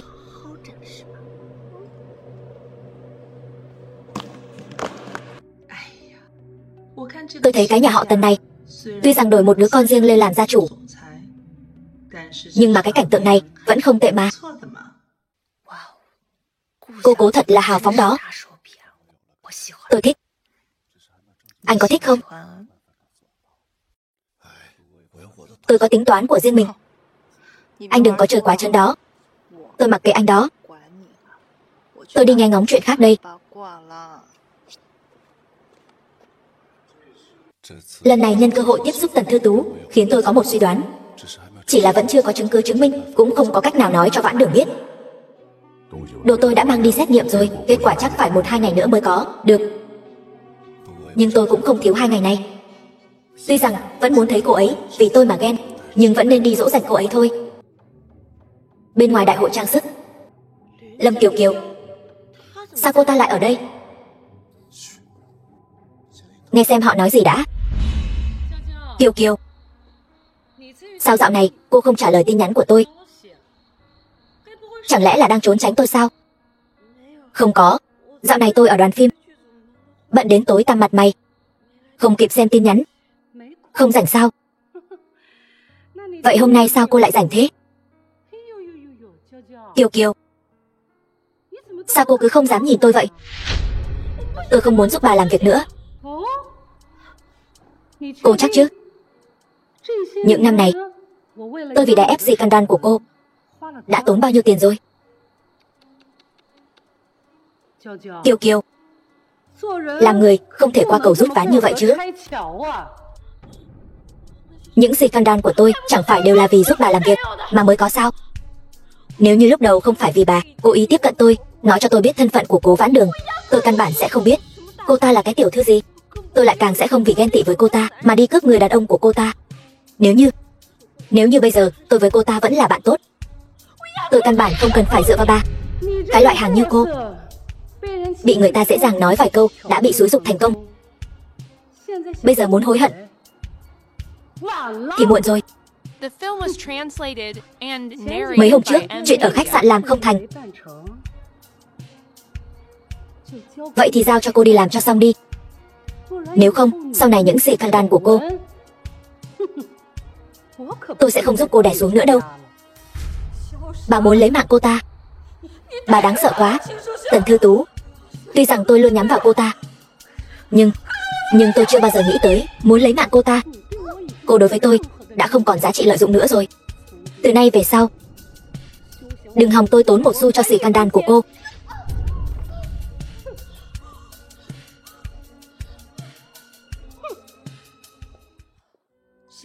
Tạ Nhiên, bà phái người đó đi. Thật sự là muốn lấy mạng cô ta sao? Không phải chúng ta đã nói khác rồi sao? Cậu đang chất vấn tôi sao? Rút tay đi. Mẹ, người đó là do bà ta phái tới. Bà ta muốn lấy mạng tôi. Tôi không hiểu. Tuy rằng bà ta và tôi không thân thiết, nhưng bà ta là mẹ ruột của tôi.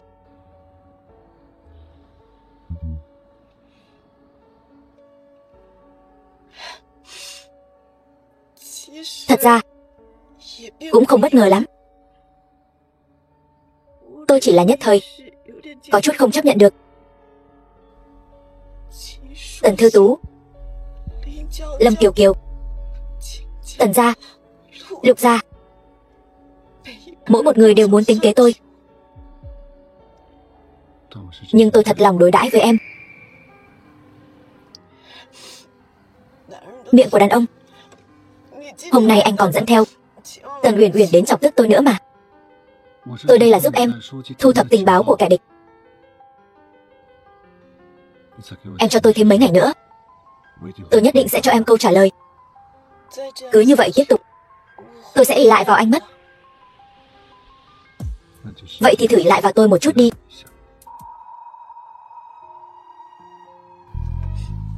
Tôi còn phải trang điểm lại. Lát nữa còn phải đấu giá đồ nữa. Đại hội trang sức hôm nay không được xảy ra một chút sai sót nào.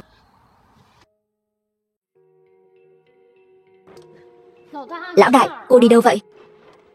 Có chuyện gì sao? Mọi chuyện thuận lợi. Chỉ là vừa nãy Tần Thiệu Hùng nghe nói muốn đấu giá dây chuyền, suýt chút nữa nghẹn mất mạng. Cảnh tượng đó thật sự là quá đỉnh.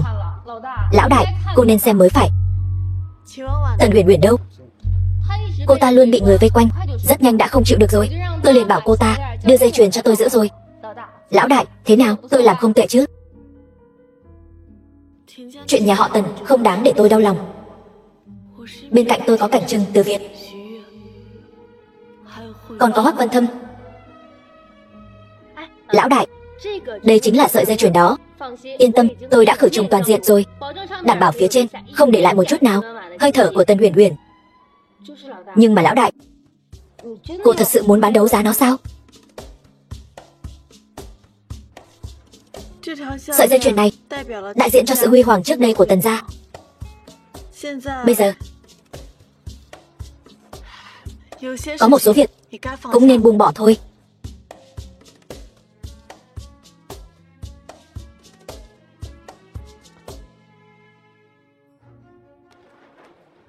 Các vị, vòng đấu giá sợi dây chuyền này xin được phép bắt đầu.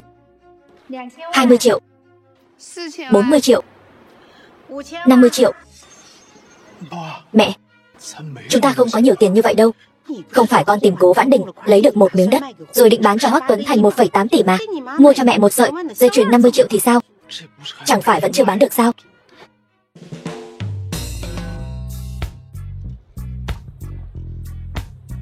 $80 triệu.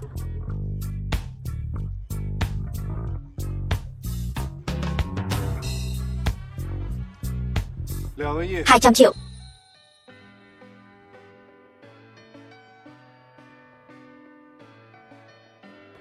Tôi muốn dùng 200 triệu để mua sợi dây chuyền này tặng cho tiểu thư Cố Vãn Đường.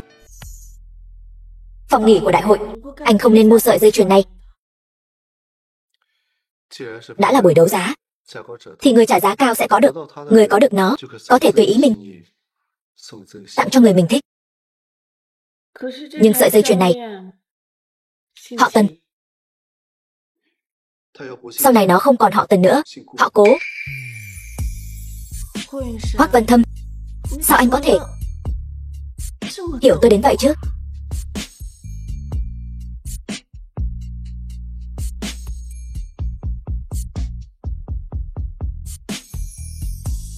Tôi lại tra được một vài tin tức. Tốt nhất là cậu nên tự mình đến xem. Được.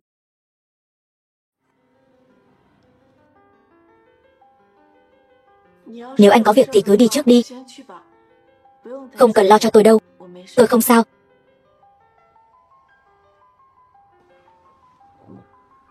Vậy em nhớ, có chuyện gì lúc nào cũng liên lạc với tôi nhé.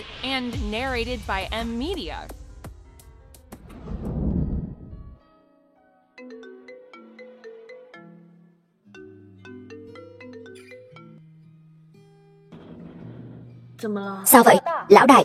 Doanh số giao dịch trang sức tối nay đã tạo nên kỷ lục mới của các kỳ đại hội trang sức trước. Tôi biết rồi. Hôm nay cô cũng vất vả rồi, về sớm nghỉ ngơi đi.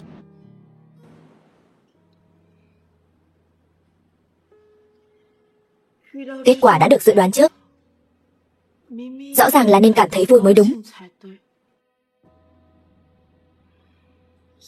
Thôi vậy, hay là ra ngoài đi dạo, hít thở không khí đi.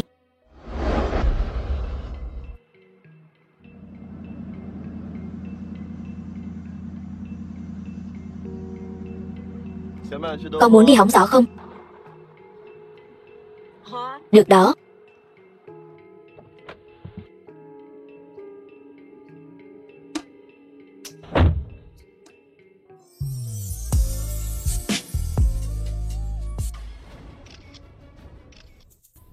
Trước đây còn cảm thấy sự nghi ngờ của anh quá đáng, nhưng đột nhiên lại phát hiện ra manh mối này.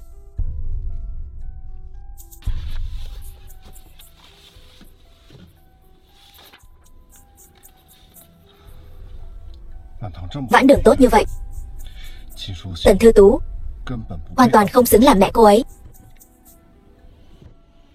Đồ đã được gửi đi giám định rồi.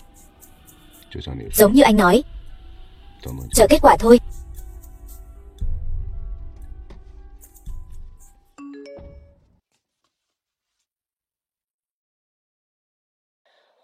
Hoắc Vân Thâm, anh làm sao vậy?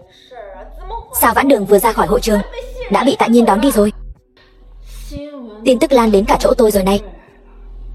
Đây đúng là tin nóng hổi. May mà tôi đã cho người chặn lại rồi. Sao nào? Có cần ém không? Tôi tin cô ấy sẽ xử lý tốt thôi. Cô cứ trực tiếp đi hỏi cô ấy là được.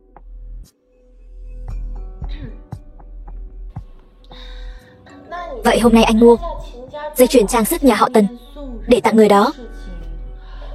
Chuyện Hoắc tổng vung tiền 200 triệu chỉ để đổi lấy một nụ cười của gia nhân thì sao? Có cần đăng không? Không cần ém. Vốn dĩ tôi làm vậy là để tạo thế cho cô ấy.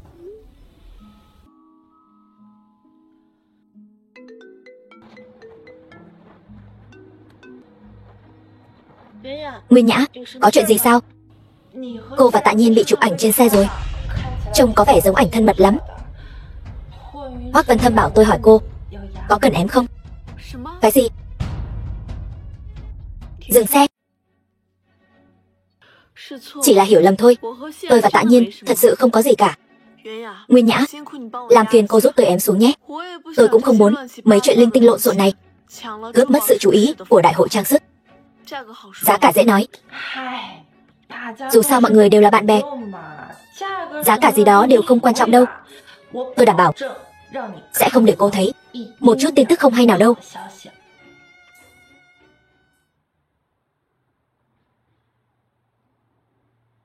Phung tiền 200 triệu, Hoắc tổng chỉ mong đổi lấy nụ cười của gia nhân. Hoắc Diên Niên nổi giận. Hoắc Vân Thâm tiêu xài vô độ, sợ bị nhà họ Hoắc ghét bỏ. Thủ đoạn của Cố Vãn Đường thật đáng kinh ngạc. Ngồi vững vị trí thủ tọa nhà họ Tần.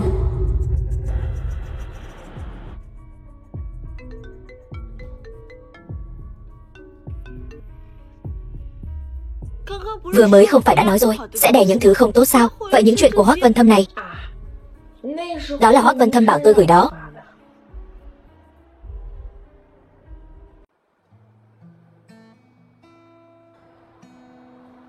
Tôi còn có một số việc cần phải giải quyết. Hôm nay tôi không đi dạo phố với cậu được rồi. Vậy tôi đưa chị về. Không cần đâu. Chúng ta vừa bị chụp trộm rồi. Tôi không quan tâm đến những dư luận đó. Tạ Nhiên, tôi biết cậu có ý tốt. Tôi rất cảm ơn cậu có thể làm những việc này cho tôi. Cậu gọi tôi một tiếng chị. Trong lòng tôi cũng luôn coi cậu như em trai. Nhưng tôi không phải em trai của chị. Tôi cũng không muốn làm em trai của chị. Cố Vãn Đường, tôi đã nói rồi tôi thích chị. Trước đây có Hoắc Vân Thâm ở đó. Tôi biết tôi không tranh lại được anh ta. Nhưng mà Hoắc Vân Thâm đã cùng Tần Uyển Uyển ở bên nhau rồi. Là anh ta có lỗi với chị. Tại sao không chịu cho tôi một cơ hội?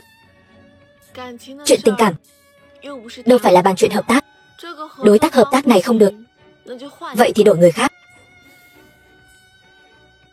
Được rồi, tôi thật sự có việc cần phải giải quyết. Không đi nữa lại bị chụp được thì gai go đó. Vậy được thôi. Cảm ơn cậu. Cảm ơn cậu đã cho tôi nhận ra. Cho dù tôi ở bên người đàn ông khác, người mà trong lòng tôi nghĩ đến vẫn là Hoắc Vân Thâm.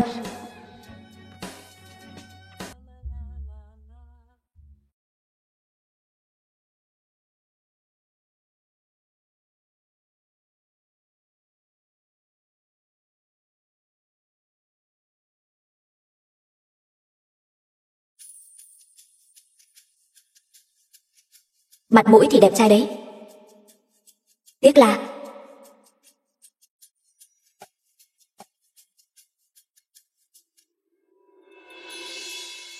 Hoắc Vân Thâm, có anh ở đây thật tốt.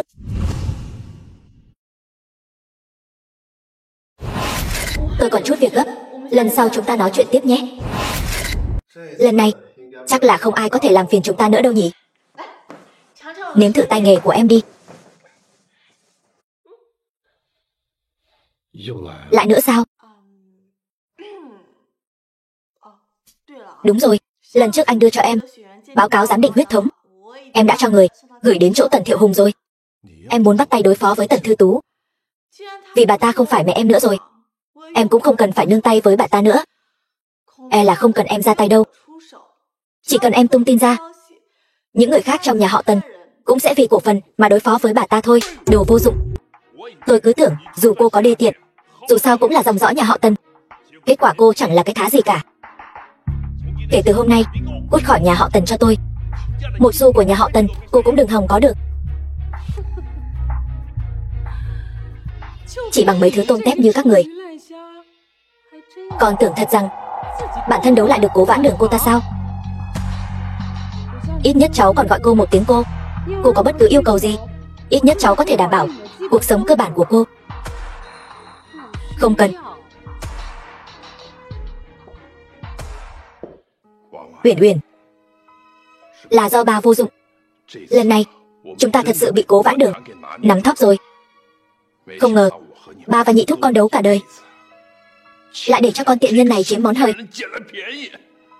Ba, chúng ta chỉ là tạm thời lui một bước, tìm cơ hội khác thôi. Con có cơ hội gì nữa chứ? Nếu như con có thể gả vào nhà họ Hoắc, chính là đệ nhất thế gia của Giang Thành, nhà họ Hoắc đó. Nhưng Hoắc Vân Thâm vừa mới vì Vãn Đường mà tiêu 200 triệu, tròn trịa 200 triệu. Cậu ta thậm chí còn không chớp mắt. Cậu ta sẽ cưới con sao? Chuyện đó chưa chắc đâu.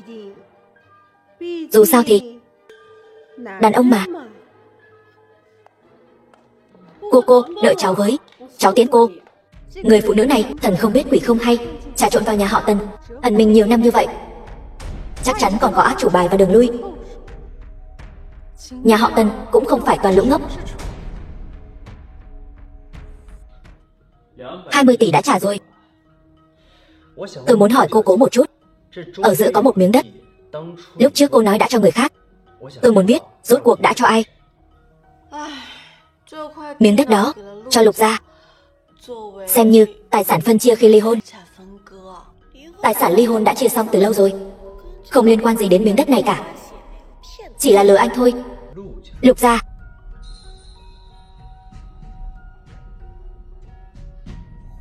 Hoắc phó tổng đi thong thả, không tiễn. Cá lớn mắc câu.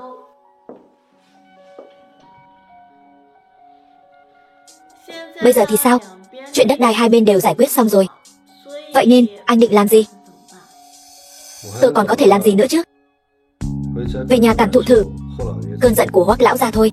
Còn em thì sao? Bên đoàn phim định tính sao? Lâm Kiều Kiều, cô ta sẽ tự mở họp báo, tuyên bố rút khỏi giới giải trí. Còn về Tạ Nhiên, thật ra cậu ta cũng không làm gì cả. Hơn nữa trước đó cũng đã âm ĩ một trận rồi. Nam chính thật sự không thể xảy ra chuyện gì nữa đâu. Sao? Sợ tôi ghen sao?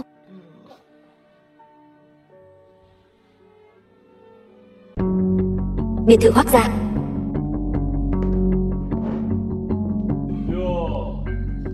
Đây chẳng phải là kẻ si tình hào phóng vung 200 triệu của chúng ta sao? Lần này lão gia suýt chút nữa bị cậu chọc tức đến ngất đi đấy. Suýt chút nữa thì có sao đâu. Sao thế? Sức khỏe của ông nội thế nào rồi? Lão gia cũng đã lớn tuổi rồi. Tôi đã nói với ông ấy mấy lần rồi, bảo ông ấy đừng có chìm đắm vào chuyện nam nữ nữa. Nhưng mà cái bà nhỏ của cậu đấy, thủ đoạn quả thật là cao siêu. Tôi nghi ngờ. Nói đi nói lại, người mà anh nói đó hình như tôi chưa gặp bao giờ. Có lai lịch gì vậy?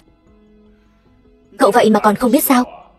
Vị này chính là Tần Thư Tú nổi danh trong giới thượng lưu Giang Thành này đấy. Tần Thư Tú. Vân Thâm về rồi sao? Lão gia đang nhắc đến cậu đấy. Cậu cũng ở đây sao? Đi đến thư phòng thôi.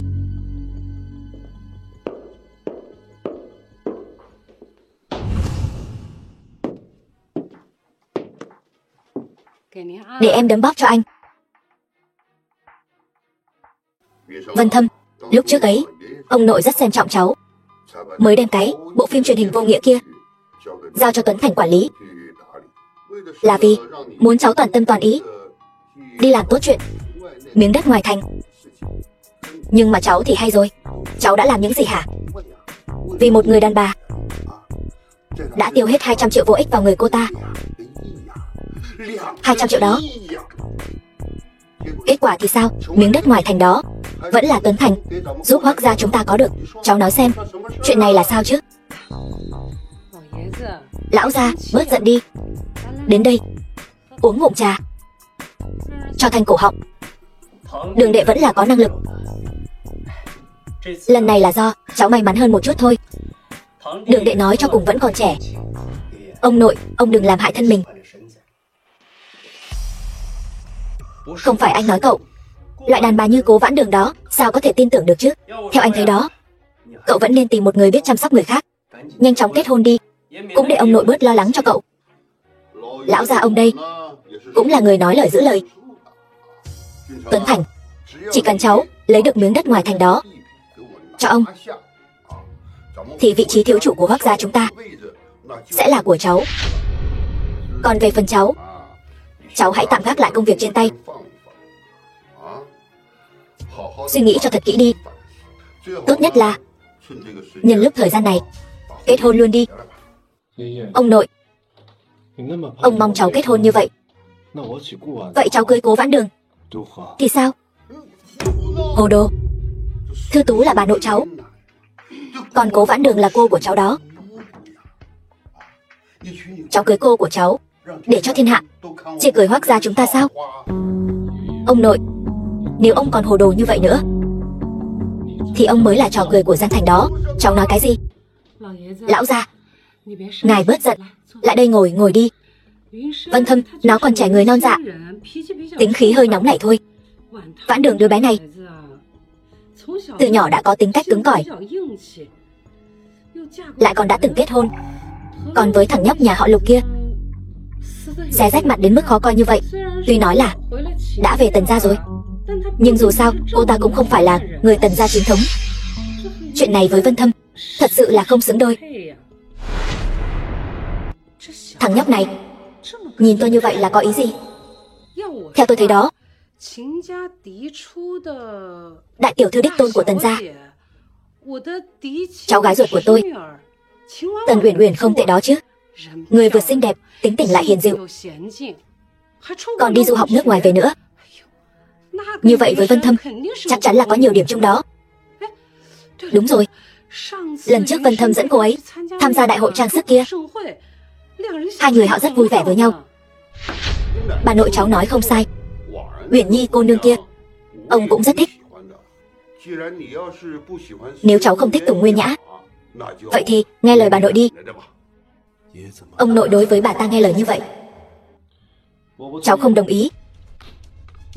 Cháu tin hay không, bây giờ ông sẽ đem vị trí chủ nhân gia tộc họ Hoắc giao cho Tuấn Thành. Tùy ông muốn làm gì thì làm. Cháu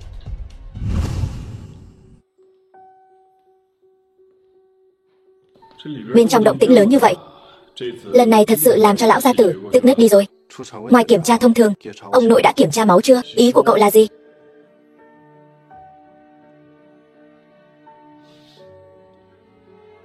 Được, tôi sẽ kiểm tra kỹ lưỡng.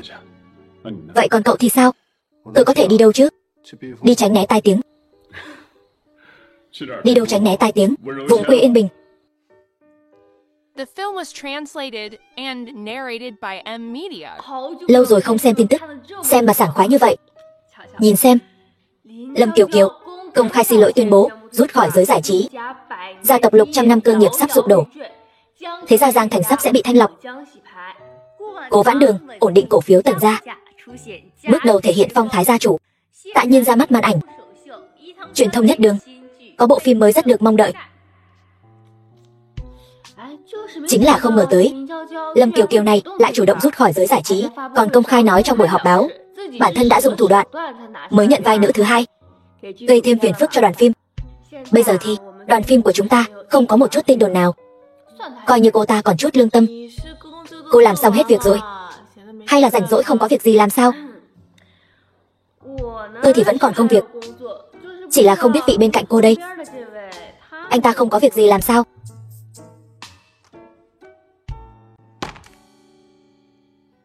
Công việc, có muốn xem một chút tin tức về gia tộc họ Hoắc không?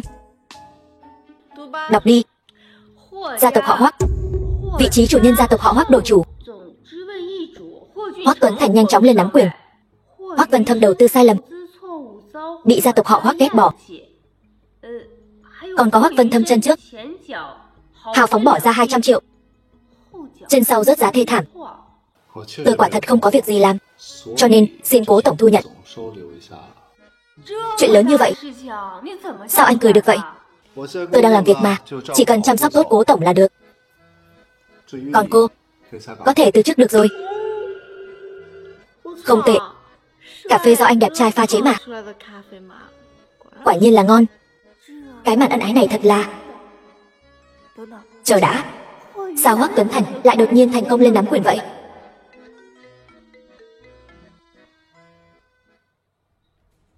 Gì cơ? Lão đại, Hoắc Tuấn Thành, tên tiểu nhân phản bội này, vừa mới lấy đất từ chỗ chúng ta, đã rút vốn của tập đoàn Hoắc khỏi đoàn phim rồi. Chuyện đã được dự đoán, nhưng không sao. Lúc bán đất ấy, tôi đã rất cố gắng gài bẫy anh ta một đống tiền rồi. Tiền bạc hoàn toàn đủ dùng. Cố tổng, có thể cho tôi một cơ hội không? Mọi người cùng nhau kiếm số tiền này. Khoản tiền này tôi sẽ bù. Anh bù. Đã tiêu hết 200 triệu rồi, vẫn còn nhiều tiền riêng như vậy. Đây đều là tiền vốn cưới vợ của tôi. Vợ yêu ơi, có thể để cho tiền vốn cưới vợ của anh tăng thêm nữa không? Vậy anh muốn đầu tư dưới danh nghĩa gì? Danh nghĩa cá nhân? Danh nghĩa công ty? Tôi còn một công ty nữa, tên là Truyền thông Đường Vãn. Công ty này vốn là của anh sao? Lúc trước tôi nghe nói em có một công ty tên là Truyền thông Nhất Đường, tôi liền bắt đầu bắt tay vào ngành giải trí rồi. Lúc đó tôi nghe được cái tên này, liền cảm thấy rất trùng hợp. Nghe bọn họ nói ông chủ rất thần bí. Anh còn bao nhiêu chuyện mà tôi không biết vậy? Vậy thì em cứ từ từ phát hiện đi. Tôi không chịu được nữa rồi, tôi đi trước đây. Anh đứng ngây ra đó làm gì thế? Giật cả mình. Bị cẩu lơ nhét nghẹn rồi sao? Tôi biết ngay mà, cho nên ngay từ đầu tôi đã không vào. Hoắc tổng nhà cậu bây giờ như vậy, cậu không lo lắng cho anh ấy sao? Lo lắng gì chứ? Người nên lo lắng là nhà họ Hoắc mới đúng. Tôi thật sự không ngờ đó, tay của Tần Thư Tú lại dài như vậy, đã vươn tới nhà họ Hoắc rồi. Tôi có chuyện muốn nói với em. Chuyện gì mà nghiêm trọng vậy? Tần Thư Tú, bà ta hình như tàng tựu với ông nội tôi. Bà ta vẫn luôn là một người có thủ đoạn độc ác. Là em liên lụy đến anh rồi. Chuyện này sao có thể trách em được? Chỉ là anh không ngờ ông cụ đối với bà ta giống như bị bỏ bố mê vậy. Em tung tin ra, bà ta bị đuổi ra khỏi nhà họ Tần, chắc chắn là không còn gì cả. Lúc này đây, bà ta đương nhiên sẽ không bỏ qua cho ông nội anh. Cái nhà tiếp theo này, có bà ta thổi gió bên tai, anh ở nhà họ Hoắc e là cũng không dễ chịu gì rồi. Hay là chúng ta báo cảnh sát đi. Bà ta vừa không phải mẹ ruột của em, cũng không phải người nhà họ Tần. Những năm này, bà ta mạo danh thay thế, làm những chuyện bị ổi, cũng đủ để bà ta ăn một vố rồi. Không được. Bà ta ở nhà họ Tần, kinh doanh nhiều năm như vậy, chắc chắn là có để lại đường lui. Nói không chừng, không ít nhược điểm của nhà họ Tần đều ở trong tay bà ta.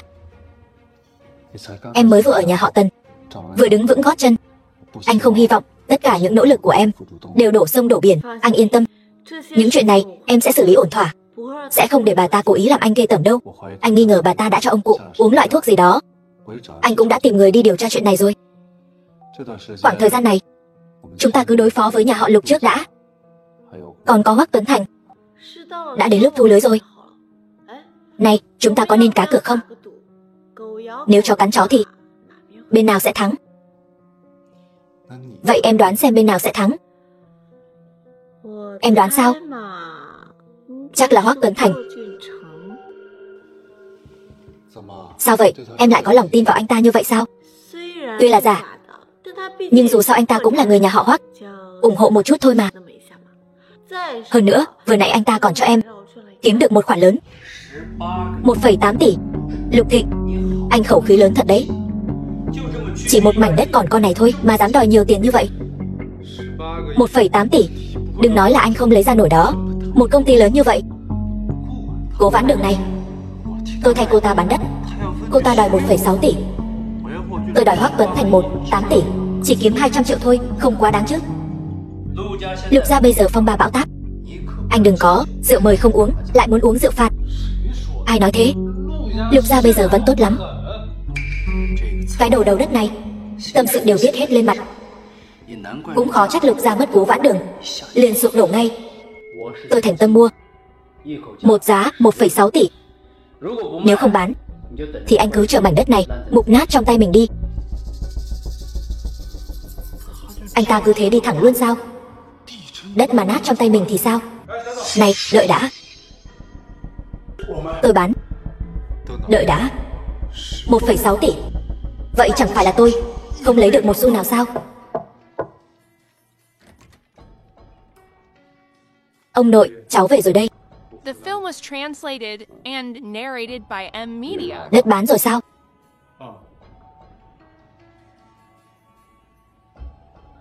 Tuy rằng không bù được lỗ hổng, 200 triệu cơ mà, ít nhất cũng có thể thở được. Không phải 200 triệu, trả giá một chút cũng là chuyện bình thường thôi mà. Cháu mang về được bao nhiêu? Ông nội, là thế này. Bọn họ nói nếu không phải 1,6 tỷ, mảnh đất này cứ để nó buộc trong tay chúng ta. Cho nên cháu nghĩ là để công ty xoay vòng vốn một chút thôi. Có phải không ông nội? Đầu óc cháu bị lừa đá rồi sao? Không đúng. Thằng nhóc nhà họ Hoắc sao nhanh vậy? Đã tìm đến cháu để lấy đất rồi. Vừa đúng 1,6 tỷ. Tốt lắm. Cố Vãn Đường, đây là ván cờ của cô Giang gia. Tôi mất mạng cũng không tha cho cô. Ông ơi. Bác sĩ. Ông ơi.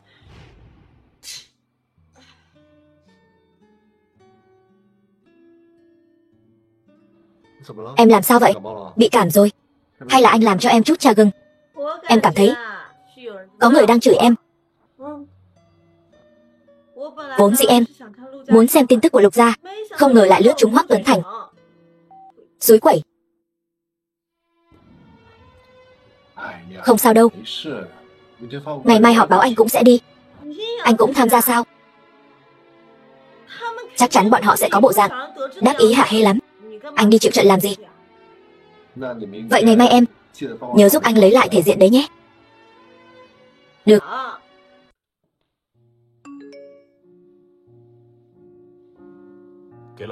Máu của lão gia đã làm nhiều xét nghiệm, quả thật đã phát hiện ra có chất gây nghiện mới. Biết rồi.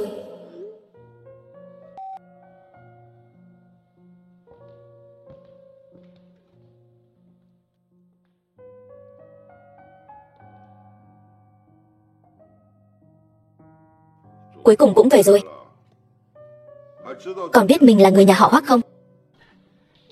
Ông nội, người đừng giận. Đường đệ luôn luôn hiếu thuận mà. Nếu ông nội đã nói vậy, sau khi họp báo xong thì cháu không còn là người nhà họ Hoắc nữa. Vậy thì xem lựa chọn của cháu thôi. Đã là người nhà họ Hoắc thì nên làm những việc có lợi cho nhà họ Hoắc. Ông nội lại muốn sắp xếp cháu thế nào? Chuyện khu đất này đúng là cháu làm không tốt bằng Hoắc Tuấn Thành. Nhưng mà ông nội cũng đâu phải không cho cháu cơ hội đâu. Lát nữa trong buổi họp báo sẽ tuyên bố nhà họ Hoắc chúng ta liên hôn với nhà họ Tần. Chỉ cần trong vòng 1 tháng cháu kết hôn với Uyển Uyển, như vậy nhà họ Tần sẽ đầu tư vào việc khai thác bất động sản của chúng ta. Đến lúc đó chúng ta sẽ có đủ vốn. Có tiền thì mọi người cùng kiếm đúng không? Xem ra vị Đường ca này của tôi ra tay rộng rãi, mua đất nhanh chóng rút cạn dòng tiền mặt của nhà họ Hoắc rồi. Đúng ý tôi. Vân Thâm, ta cũng xem như là trưởng bối của cháu, Tuy rằng ta là mẹ của Vãn Đường, nhưng mà nói đến chuyện kết hôn thì vẫn là những đứa trẻ như Uyển Uyển đây, biết thương người hơn. Cháu biết Vân Thâm ca ca không thích cháu, cũng không coi trọng cháu, nhưng đại diện cho chuyện nhà họ Tần liên hôn, Vãn Đường tỷ tỷ chắc chắn là không thèm để ý đâu. Tất cả những điều này đều là vì nhà họ Hoắc và nhà họ Tần. Vân Thâm ca ca chỉ cần tạm thời diễn kịch với em là được. Tần tiểu thư, cô không cần phải giả tạo như vậy đâu. Bây giờ tôi đã không còn là thiếu chủ nhà họ Hoắc nữa rồi. Tôi không có gì cả. Tôi khuyên cô đổi người đi. Dù gì tôi cũng là cháu gái đích tôn của nhà họ Tần. Anh khinh thường tôi đến vậy sao? Uyển Uyển, có ông nội ở đây mà.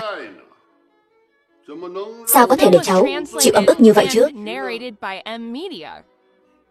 Vân Thâm, ông nội cho cháu thêm cơ hội nữa. Đường đệ, mau đồng ý đi. Ông nội, cháu hy vọng ông đừng giận về quyết định mà hôm nay cháu đưa ra. Cháu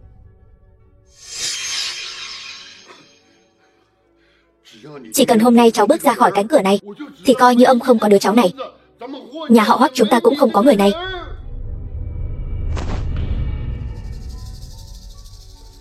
Ông nội, ông xem anh ta kìa. Uyển Uyển đừng lo lắng, chúng ta tìm cơ hội tiếp cận Hoắc Vân Thâm sau. Cơ hội? Người tôi muốn gả là thiếu chủ nhà họ Hoắc. Bà còn tưởng rằng tôi thật sự muốn gả cho Hoắc Vân Thâm anh ta sao?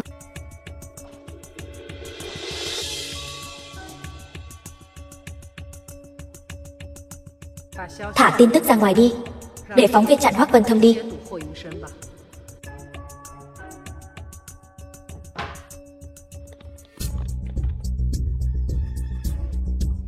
Hoắc tiên sinh, xin hỏi, ngài có điều gì muốn nói về việc thiếu chủ Hoắc gia đổi người không? Xin hỏi, tương lai ngài sẽ làm việc dưới trướng của anh ta chứ? Hoắc tiên sinh, ngài vì làm sai chuyện mà bị đuổi khỏi Hoắc gia, có thể phản hồi một chút không?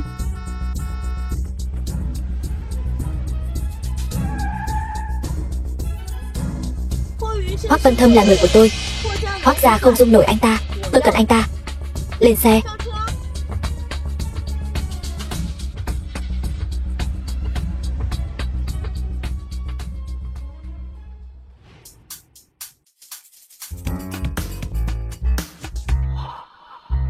Vãn Đường ngầu quá đi. Dáng vẻ bá đạo tổng tài này tôi chịu được. Thấy cái này chưa? Lập tức đăng tin cho tôi, đăng hết công suất. Ai thèm xem cái tin họp báo vớ vẩn của Hoắc gia chứ? Đem cái này cho tôi, lên trang nhất. Vâng, thưa sếp.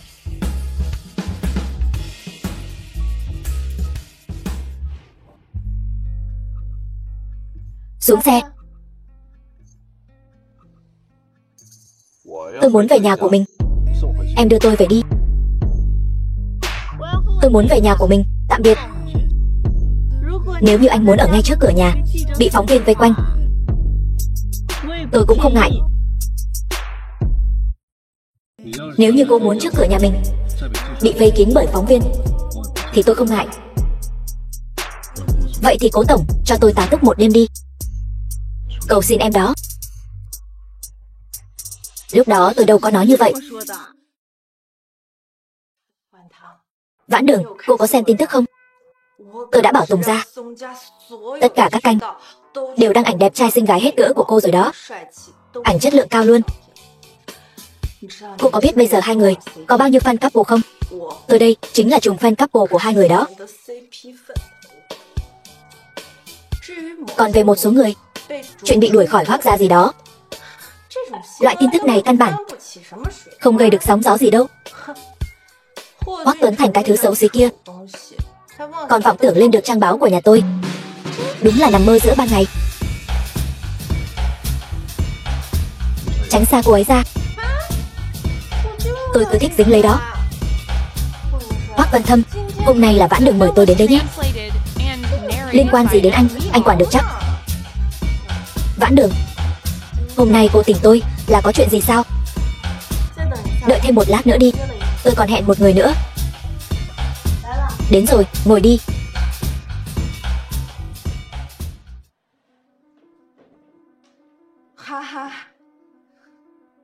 Da đà hóng hớt của tôi hoạt động rồi. Nói đi, hôm nay có tin nóng hổi gì? Muốn tìm tôi? Hôm nay tôi tìm mọi người đến, thật ra là muốn bàn một chuyện. Về Lục Du. Cậu có biết bà ta đang sử dụng và mua bán thuốc cấm không? Cái gì?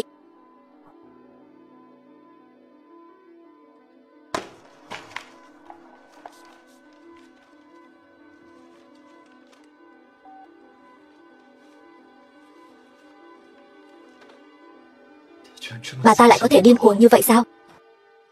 Chờ đã. Sao tôi nghe không hiểu? Mọi người đang nói cái gì vậy? Tóm lại, chuyện là như vậy đó. Tôi sống 25 năm.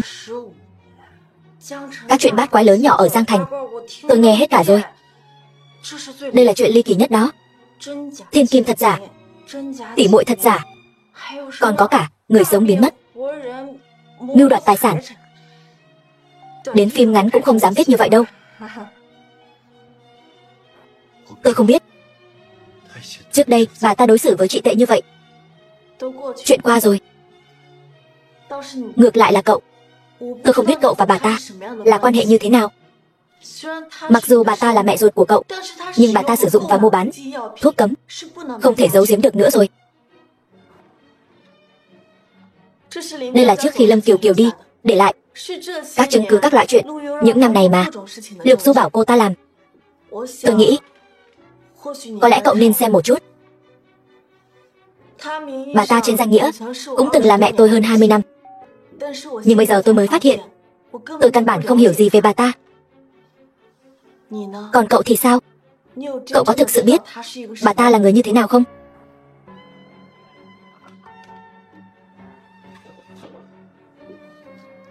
Bà ta có lẽ chưa bao giờ để ý đến đứa con trai là tôi đây. Nếu không phải tôi ở giới giải trí thành công nổi bật, bà ta cũng sẽ không tìm đến tôi. Một chữ mẹ này bà ta căn bản không xứng. Tôi cứ tưởng bà ta là người thân duy nhất trên đời này. Nhưng bà ta chỉ là một kẻ ích kỷ, không từ thủ đoạn, ký sinh khắp nơi mà thôi. Tôi không nên ảo tưởng. Tôi luôn coi cậu là em trai. Câu nói này vẫn còn hiệu lực.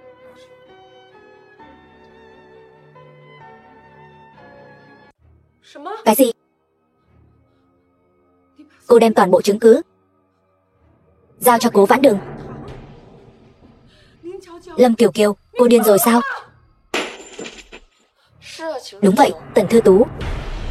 Đồ vật tôi đều đã giao cho cô ta hết rồi. Chỉ là tin tức vẫn chưa bị tung ra thôi. Cô ta chính là quá mềm lòng với bà, mới khiến bà kiêu ngạo đến bây giờ. Sở dĩ tôi nói cho bà biết những điều này chính là muốn bà rõ ràng đừng ra tay với cô ấy nữa. Cô ấy muốn nắm thóp bà, chẳng qua chỉ là chuyện một vài phút mà thôi.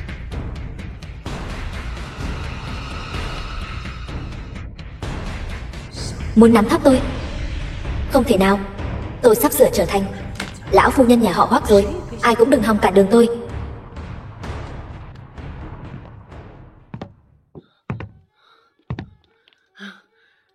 Lão gia, vừa rồi đều là do em không tốt, nhất thời không chú ý, làm vỡ cái ly. Ông nội tôi là hồ đồ rồi, nhưng vẫn còn một tia tỉnh táo. Nếu ông ấy thật sự cưới bà, nói không chừng nhà họ Hoắc thật sự phải đổi chủ rồi. Là Vân Thâm sao? Con về rồi sao? Ông nội con đâu? Ông ấy bị đưa đến viện điều dưỡng rồi.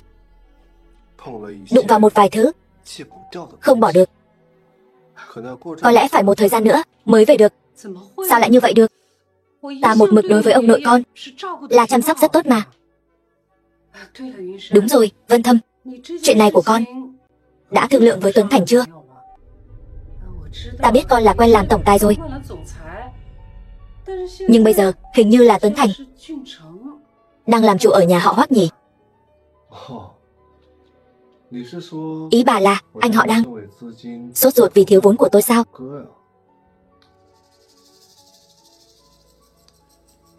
Tôi đoán chừng bây giờ anh ta không rảnh quản mấy chuyện này đâu.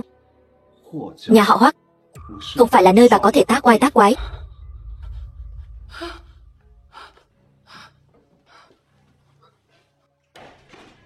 Các người bây giờ là có ý gì? Cái gì gọi là gió chiều nào che chiều ấy? Lộ trình quy hoạch phía trên không cho phép nơi đó xây dựng khu thương mại. Các người biết tôi đã rút của nhà họ Hoắc bao nhiêu tiền để lấy khu đất đó không? Hơn 30 tỷ.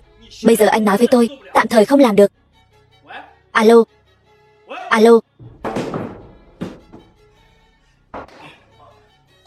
Cố Vãn Đường, có phải cô hại tôi không? Không, không thể nào. Sao cô ta biết được chiều gió thay đổi? Chuyện này không thể nào. Hoắc phó tổng, bên cổ đông truyền đến tin tức yêu cầu anh giải thích về chuyện đất đai. Ông đây bây giờ là Hoắc tổng, gọi cái gì mà Hoắc phó tổng? Cút.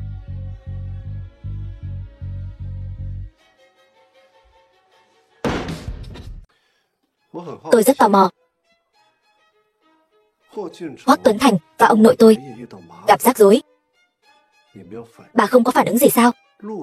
Lục gia rơi vào cảnh này, bà cũng không để ý sao? Lục Du, rốt cuộc bà để ý cái gì vậy?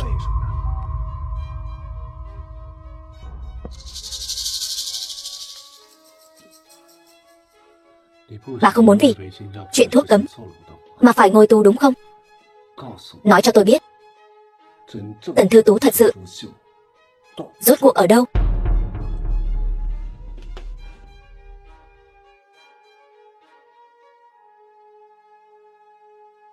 Nơi cuối cùng là gia tộc Hoắc có thể dung thân, cũng không có tôi sao? Hoắc Vân Thâm, cậu cứ nhất định phải phá hỏng chuyện tốt của tôi.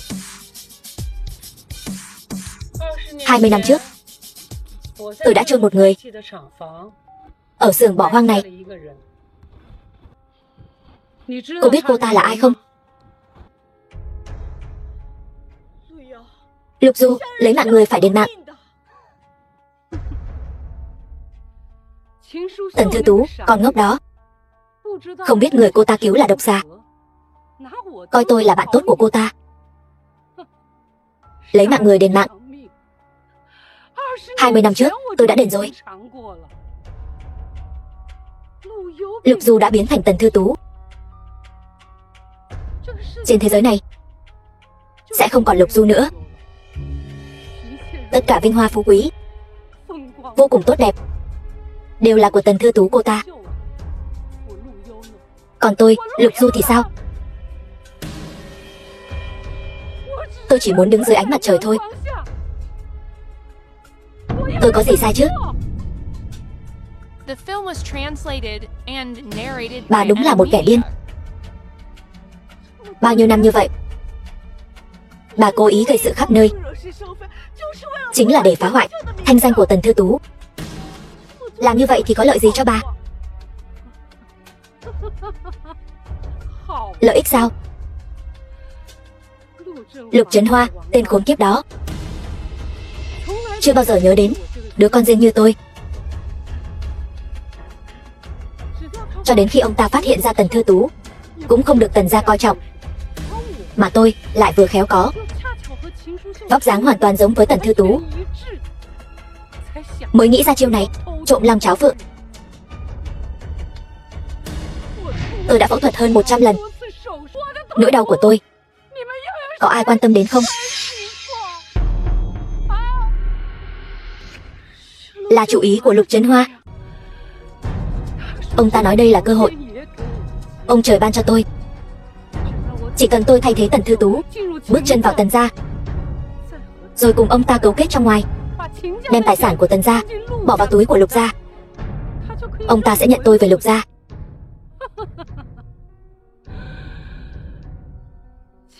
Tần gia tuy rằng cũng ghê tởm như Lục gia, nhưng lại có tiền hơn Lục gia.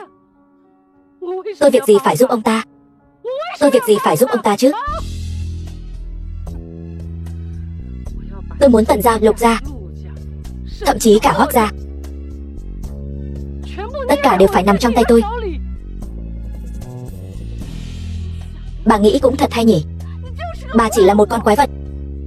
Quái vật. Đó cũng là do các người ép buộc. Cô nhẫn nhịn không bộc phát, lén lút nói cho Tần gia thân phận của ta, để bọn họ đuổi ta đi. Nghĩ mượn tay người khác truy sát ta tới tận cùng, trong khi tay mình thì lại thanh bạch sạch sẽ. Lấy được chứng cứ của Lâm Kiều Kiều cũng không hề có động tác gì, nhìn ta nhảy nhót lung tung. Cố Vãn Đường, cô quả thật là có chút thủ đoạn, nhưng trên đời này không có chuyện tốt như vậy đâu. Bà muốn làm gì? Bà là một kẻ điên.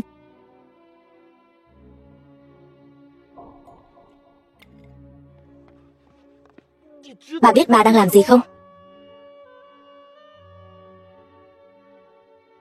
Em không sao chứ?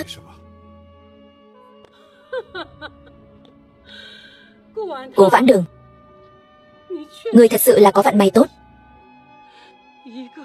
Một người, hai người đều đứng về phía ngươi. Đừng qua đây. Đều đừng qua đây. Mẹ, quay đầu lại đi. Đừng sai lầm nữa. Quay đầu lại sao? 20 năm trước, ta đã không còn đường quay đầu lại nữa rồi. Cái nhà máy này đã bị ta rải đầy xăng, nhưng ta chỉ gọi một mình Cố Vãn Đường đến. Là các ngươi tranh nhau muốn đến nộp mạng. Vậy thì đừng trách ta. Các ngươi muốn hủy hoại ta, khiến ta không có chỗ nào để đi. Vậy thì các ngươi hãy cùng ta xuống địa ngục đi.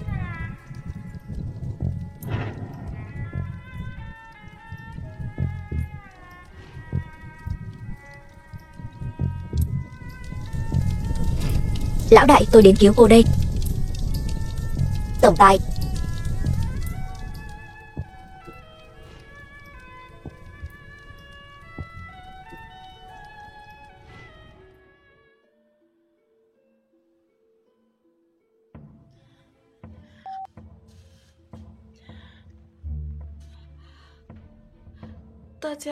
Mọi người có ổn không?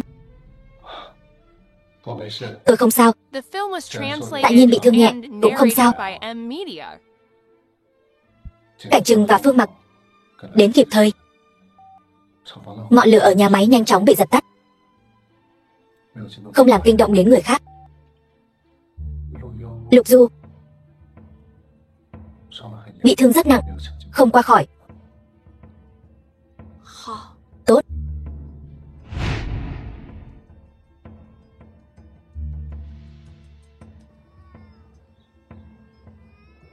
Mẹ, mặc dù con không nhớ rõ dáng vẻ của mẹ nữa rồi, tiếp sau hy vọng mẹ có thể đầu thai vào một gia đình tốt, sống một cuộc sống giản dị và hạnh phúc. Con cũng sẽ sống thật tốt. Dì ơi, dì yên tâm đi. Sau này, cháu sẽ chăm sóc tốt cho Vãn Đường. Hoắc tổng đối mặt với cuộc khủng hoảng tập đoàn lần này, anh đã làm thế nào để ổn định lòng quân, nắm chắc đại cục? Vốn của Hoắc gia quả thật đã có lúc khó khăn, nhưng bây giờ đã vượt qua được khó khăn rồi. Điều này còn phải cảm ơn sự ủng hộ của đối tác. Hoắc tổng, nghe nói Hoắc lão gia tử bệnh nặng, không biết tin tức này có đúng không? Tôi sẽ cung cấp dịch vụ y tế tốt nhất cho ông nội. Lần này, Tần thị rót vào 10 tỷ vốn, cùng nhau khai thác khu Thành Đông. Xin hỏi sau này hai nhà sẽ có hợp tác sâu sắc hơn không? Sâu sắc. Đương nhiên.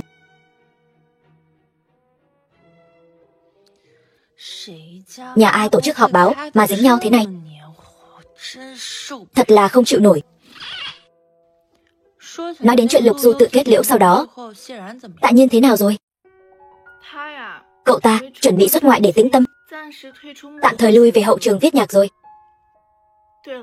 Đúng rồi, tôi còn có một chuyện muốn hỏi cô. Cái gì cơ? Hoắc Vân Thâm nói, tôi quen biết anh ấy từ rất sớm rồi, nhưng tôi không có chút ấn tượng nào cả. Cô biết chuyện này không? Đó là khi Hoắc Vân Thâm vừa học xong, về nước không lâu sau đó, đám người trẻ tuổi nhà họ Hoắc dù anh ấy đi chơi cùng, lúc đó anh ấy còn chưa vào tập đoàn làm việc. Chỉ cho rằng mọi người đều là người thân bạn bè, nên muốn làm quen một chút thôi. Ai ngờ cái tên Hoắc Tuấn Thành khốn khiếp đó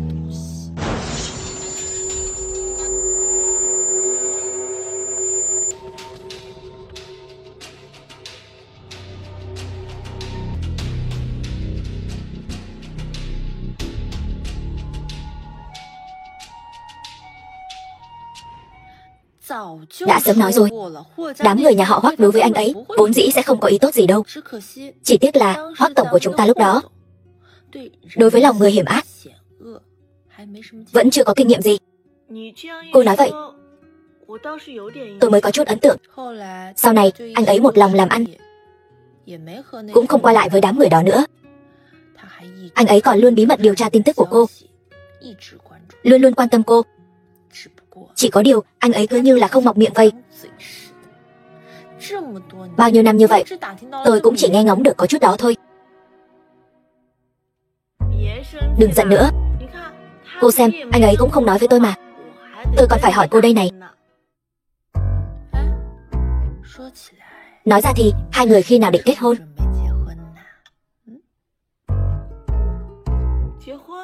Kết hôn? Hai người trải qua bao nhiêu sóng gió, vượt qua bao nhiêu tai ương, còn giải quyết được bao nhiêu chuyện phiền phức như vậy. Lâm Kiều Kiều đã về quê, Lục gia cũng bị hủy hoại trong phút chốc, Lục Du cũng tự kết liễu, Tần Thiệu Hùng cũng im hơi lặng tiếng, Hoắc Tuấn Thành cũng bị đuổi khỏi ban quản lý công ty. Bây giờ tất cả mọi chuyện đều đã trở lại đúng quỹ đạo. Hai người cũng nên đón chào. Khoảnh khắc hạnh phúc thuộc về hai người rồi. Yên tâm đi, sẽ không lâu đâu. Nói sao nhỉ?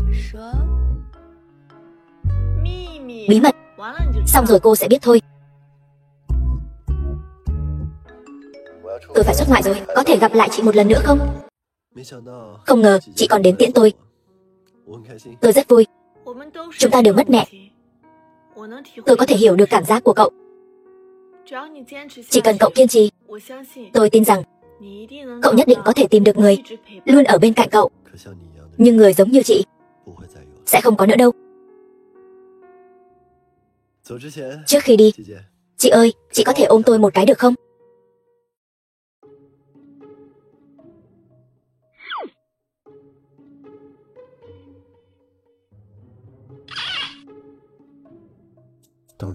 Trước mặt bạn trai người ta, đừng đưa ra yêu cầu vô lý như vậy. Sợ cô ấy mềm lòng, tôi ôm thay cho cô ấy nhé. Vậy thôi được, tôi đi đây. Hai người nhất định phải hạnh phúc đấy. Hoắc Vân Thâm, cầm anh bắt nạt chị tôi đấy. Nếu không, tôi sẽ không tha cho anh đâu. Cậu ấy nói chúng ta nhất định sẽ hạnh phúc. Còn cần cậu ấy phải nói sao? Đúng rồi, em đã hỏi Nguyên Nhã rồi. Về chuyện anh nói, lần đầu tiên chúng ta gặp nhau ấy.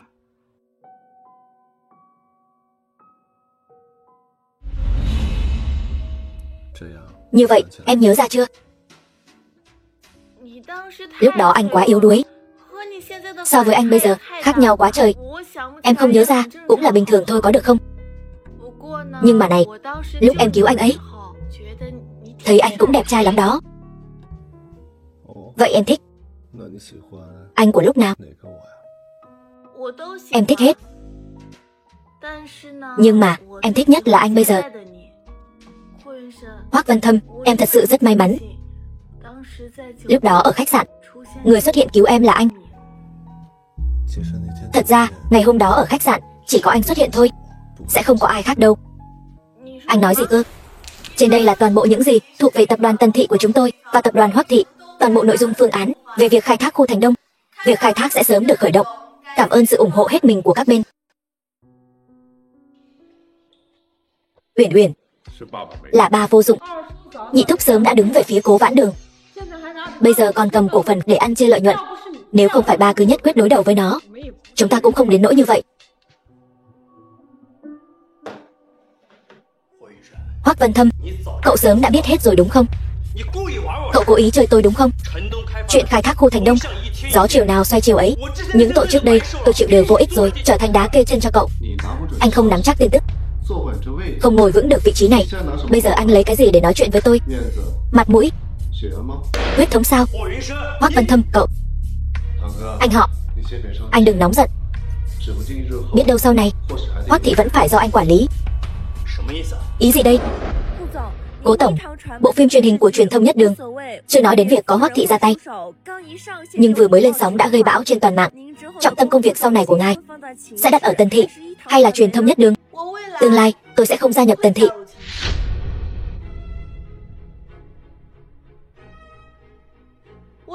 Tôi sẽ lấy lại những hạng mục hợp lý thuộc lợi nhuận và di sản về mình, sáp nhập lại truyền thông Nhất Đường, truyền thông Đường Vãn, cùng với Hoắc Văn Thâm thành lập một công ty hoàn toàn mới. Sau này tập đoàn Hoắc thị, các vị của tập đoàn Tần thị, chúng ta sẽ là đối thủ cạnh tranh. Dù nghèo khó hay giàu sang, bệnh tật hay khỏe mạnh, luôn chung thủy với đối phương cho đến khi già. Tôi đồng ý. Cô dâu có đồng ý không? Tôi đồng ý.